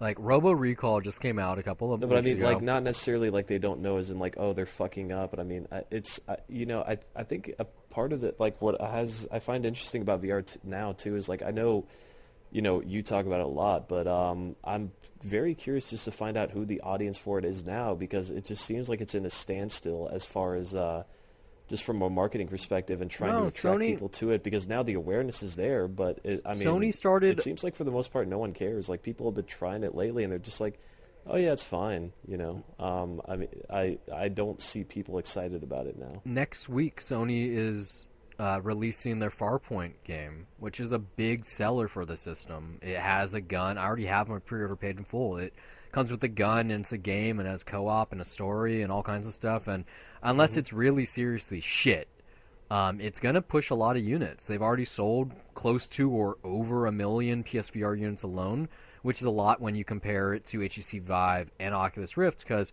both those companies won't tell anyone how many they sold. But it is pretty much assumed that both Oculus and HTC combined has sold lesser units than Sony has. And then when you throw that in with like Google Cardboard, Samsung Gear VR, and Google Daydream, those combined have sold more than Rift and Vive together too. And I would assume that mobile headsets are slightly above PlayStation in terms of units sold, just because they're so fucking cheap. Yeah. Like $400 is a lot more than $40. And then even with the Samsung comparison, $100, is a quarter of $400. But no, yeah, Sony started a national campaign for Farpoint. If you go on YouTube, there's a chance, if you're looking at video game content, or especially VR content, that you're gonna see at least getting more headsets sold through that. You're gonna see an ad for Farpoint. Like they're trying. This is the first time they've done a PlayStation ad for VR since October. It's been a full 6-7 months. They're rolling along through that. And this game is the one that they're really hoping can wow people across the video game and VR just industry. I'm part of that. I had 2 chances before pre-ordering this thing to try it at 2 separate expos, and I decided not to. All right? I wanted to have the full experience be my first experience. And so next week, I'll probably live stream that gameplay on Monday night or Tuesday night, probably both, depending on how it goes. But I'm looking to have like a transcendental experience with this, kind of push in terms of just gaming, actual gaming, not wearables within, not like a little thing that I can have fun with for 5 seconds. But I'm walking around with a gun, and that gun has a 1-to-1 relationship to the gun that I'm actually holding in the game to the one that I'm holding in real life. Like that sounds really exciting. So, a week from now we'll see. But I just don't see how Oculus, a company that literally does not develop their own video games for VR, strictly buys them, like Robo Recall from Epic Games, or any of the countless ones, Lucky's Tale, not Farpoint. What's that one called? I forget. They have a lot, though. There's a lot that are exclusive that they actually didn't do anything for, just throw money at people. That they're now trying to do that in the non-gaming sector. That they want VR to come to them, and they don't want to do anything about it. Whereas, like, Facebook is becoming, like, the savior of VR, even though it's the same company with, like, that Free Spaces social app. I was reading something on Upload earlier from Jason there, and it sounded awesome. Like being able to hang out with some friends in VR and to watch 360 videos with them and just hang out and play checkers and whatever. It sounds awesome. So are they just trying to make that and not make games and not make movies? That they just want to do social? If that's okay, if it is, I mean that's what Facebook is. It's social among anything else. But like when I think of Oculus, I don't think of that. I think of you're the pioneer for what VR is now. Like you're supposed to be at the forefront of everything. Like have they given up on games because PlayStation excels at that and they just want to do experiences? Like I have a lot of questions and we're not going to get any answers probably ever because just the way the company has been for the last like 7 months or something like that. Like it's real sad. Like I didn't want to hate them. I don't think anyone wanted to hate them. But all of these really, really confusing steps that they've taken at the beginning of their company, they've only existed 2-3 years, that now it's like a shell of what it used to be. Like it's no longer Palmer Luckey's company. It's no longer like the end-all be-all VR conglomerate. Like it isn't. Like it's nothing. Like it's the name that you know makes things that you can't use unless you're part of their system.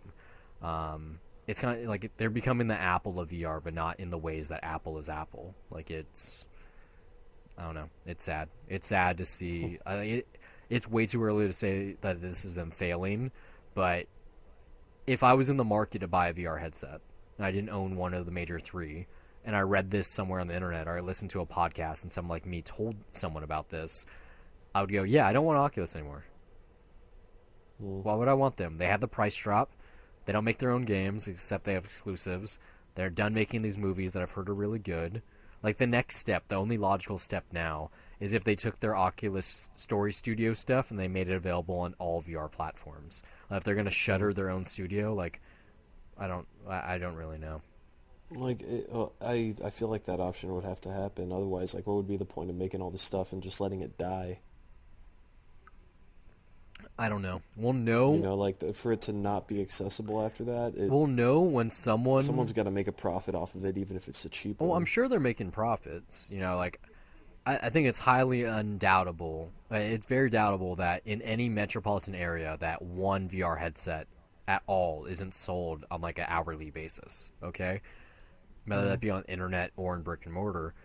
But the problem is, like, we're kind of at, you said it, it's like, it's kind of stagnant. Like, even though PSVR has a big game coming out in a week. I mean, I feel like that's the only one, too, that would get the most notoriety because it's Sony, it's PlayStation. That's what has been going for them. Between Resident Evil in January, Farpoint next week, they have Star Trek Bridge Crew, but that's on all VR platforms in a couple of weeks also. Like, it's been a trickle-down, though. It's been a very slow process. But the thing that people forget or, like, lose sight of, even on traditional 2D gaming platforms, Xbox or PlayStation, Nintendo, look at the Switch especially as an example, a new game doesn't come out every week or every month. Like, it's usually every, like, month or two. Like, you don't get a big game. Like, it's not like every week there's something new. Like, there is something new. It's just not something amazing. It's not something big. You know, it's usually in video gaming, it's like a 2-month or 1.5 month cycle where something big comes out. Ooh, let's talk about that for a long time, and now no one's ever talking about it again until, like, it wins an award or something like that. And VR is the exact same thing. It's just the problem is that even if you play something and it really is transcendental, like it is awesome, maybe you'll talk about it with like 1 or 2 people for a little bit, but then you kind of forget about it and you're not going to really want to do it again, and it just doesn't stick with you in the same way that movies or a soundtrack or an album or a painting or whatever, any kind of medium, after so many hours of being in the back of your mind, it kind of escapes and goes into the ether, and now you're talking about something else. Like, it's hard to stay, not necessarily topical, but important, or that's not the right word. Or maybe we're still scratching the surface in that sense. I just think it's the same. It's still pretty early. I think it's the same with all art, though, with all media. It really, even if something, it takes time, even if something's amazing, though, you only talk about it for so long. Like everything has its like an expiration date. You know, like it's only fresh for so long. Like, look at the news cycle, for instance. Like, there are certain things that we talk about pretty much on a weekly basis. But that is more disposable, I think, because that can easily be just irrelevant within a week. Not even just that, though. Like, remember at the beginning of our show, like a year ago, we talked about Wanda almost every week. They were always doing something big, and if someone's only been listening to our show for the last 4 weeks, they would have no clue who Wanda is, really. because we just haven't talked about them. And I feel like VR is like that same kind of concept where even though Resident Evil 7 just came out, like literally, it came out less than 5 months ago. It's like 4 months old. The system itself, PSVR, is only like 7 months old. That there have been a lot of content, both in terms of videos and experiences and games, especially in games, but there isn't a level that people are satisfied with. Both the people that own the headset, like myself, and the people on the outside looking in who are trying to like have a reason. If you go to reddit.com/PSVR, you'll see countless people. I've played Resident Evil. What else should I play? Like, they're so lazy to do their research. Or better yet, what are 3D Blu-rays like in PSVR? It's like, dude, some people have talked about this. Like, do your research. Don't come talking to the community looking for answers. Like, find your own answers. That I think it's kind of just like restless leg syndrome, that both the early adopters and the people that want to be early adopters aren't sure what to make out of anything. And with Oculus doing this stupid ass thing, even the people that are at the forefront that are actually developing or buying or selling the content don't know what they're doing either. Like, it's constantly an evolving marketplace. Like, it's really weird. Like, I want to still see a point where every single VR game or experience has a demo of some sort. Because the spend, even if it's cheap, it's a $10 game, that's a lot of money to spend on something that you might hate or might make you sick. And absolutely, some of the better ones, like Resident Evil, $60. Star Trek is going to be $50. Farpoint, if you buy with a controller like I did, is $80. Batman's only $20. $20 is like the hot price. Static, which I was talking about earlier, that was $20. Like, I have no problem spending $20 on a VR experience if it lasts 2 hours or more. Like, that's a fine price point. But when some things are like 25 or 30, that's when you start getting skeptical and you go, well, I don't know. Like, is it worth that? And it's only $10, but like $10 is a lot in some ways. Like, that's a movie ticket, you know? And it's just it's a really weird industry, because it's like, is it video game and is it VR? Is it something else? Is it another way of doing video games? Like, people still haven't made their mind up, like me included, and it's mostly because of the content producers. So if Oculus is able with this $50 million, or actually $250 million, and I'm sure it's going to just grow over time, to actually usher in more exciting content, like that documentary I was talking about a couple of months ago. Shoot, I could check our Twitter feed to find it. I think it was called it's called Free Something. Like, yeah. I'm free. Remember what I'm talking about? It was a documentary. It was like, I feel like there's more than one we might have talked about. Well, it was a VR documentary about what it's like to be in prison, and then to like to get out of prison and be at home. As far as I'm aware, you still can't experience that unless you go to a film festival. So once they figure out like distribution models and like how that stuff happens, but if Oculus is able to fund projects like that, and they're able to do like the Netflix model, where you made it, now we're going to put it available for everyone now. Well, not everyone, but everyone that has, you know, Oculus branded headset. Then yeah, that could be a great thing. It's just, as of right now with this announcement, I don't know what's going on ever with them, and this is making me just worried.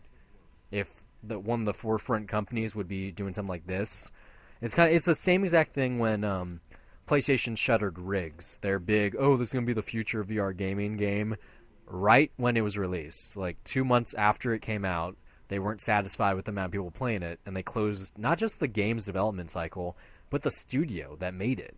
They closed them. Like, there's an interesting article on Upload about that company. They're actually already working on other things outside of Sony, but it's just like, no one has patience with VR right now, because I think it's just because it's so hot, it's so young, it's so fresh, that there's a different life cycle. It's hard to explain. Well, then I think just people, like, as consumers these days, expect like perfection immediately. Not even just perfection. In it's that just sense, that's difficult to watch something grow into something new. It's like the theatrical model. They expect on a weekly basis to be blown away by something new. Yeah. And it's like, don't you understand that it took movies like 70 years to do that? And then even still, you can miss on something big. It's just weird. No one's patient anymore.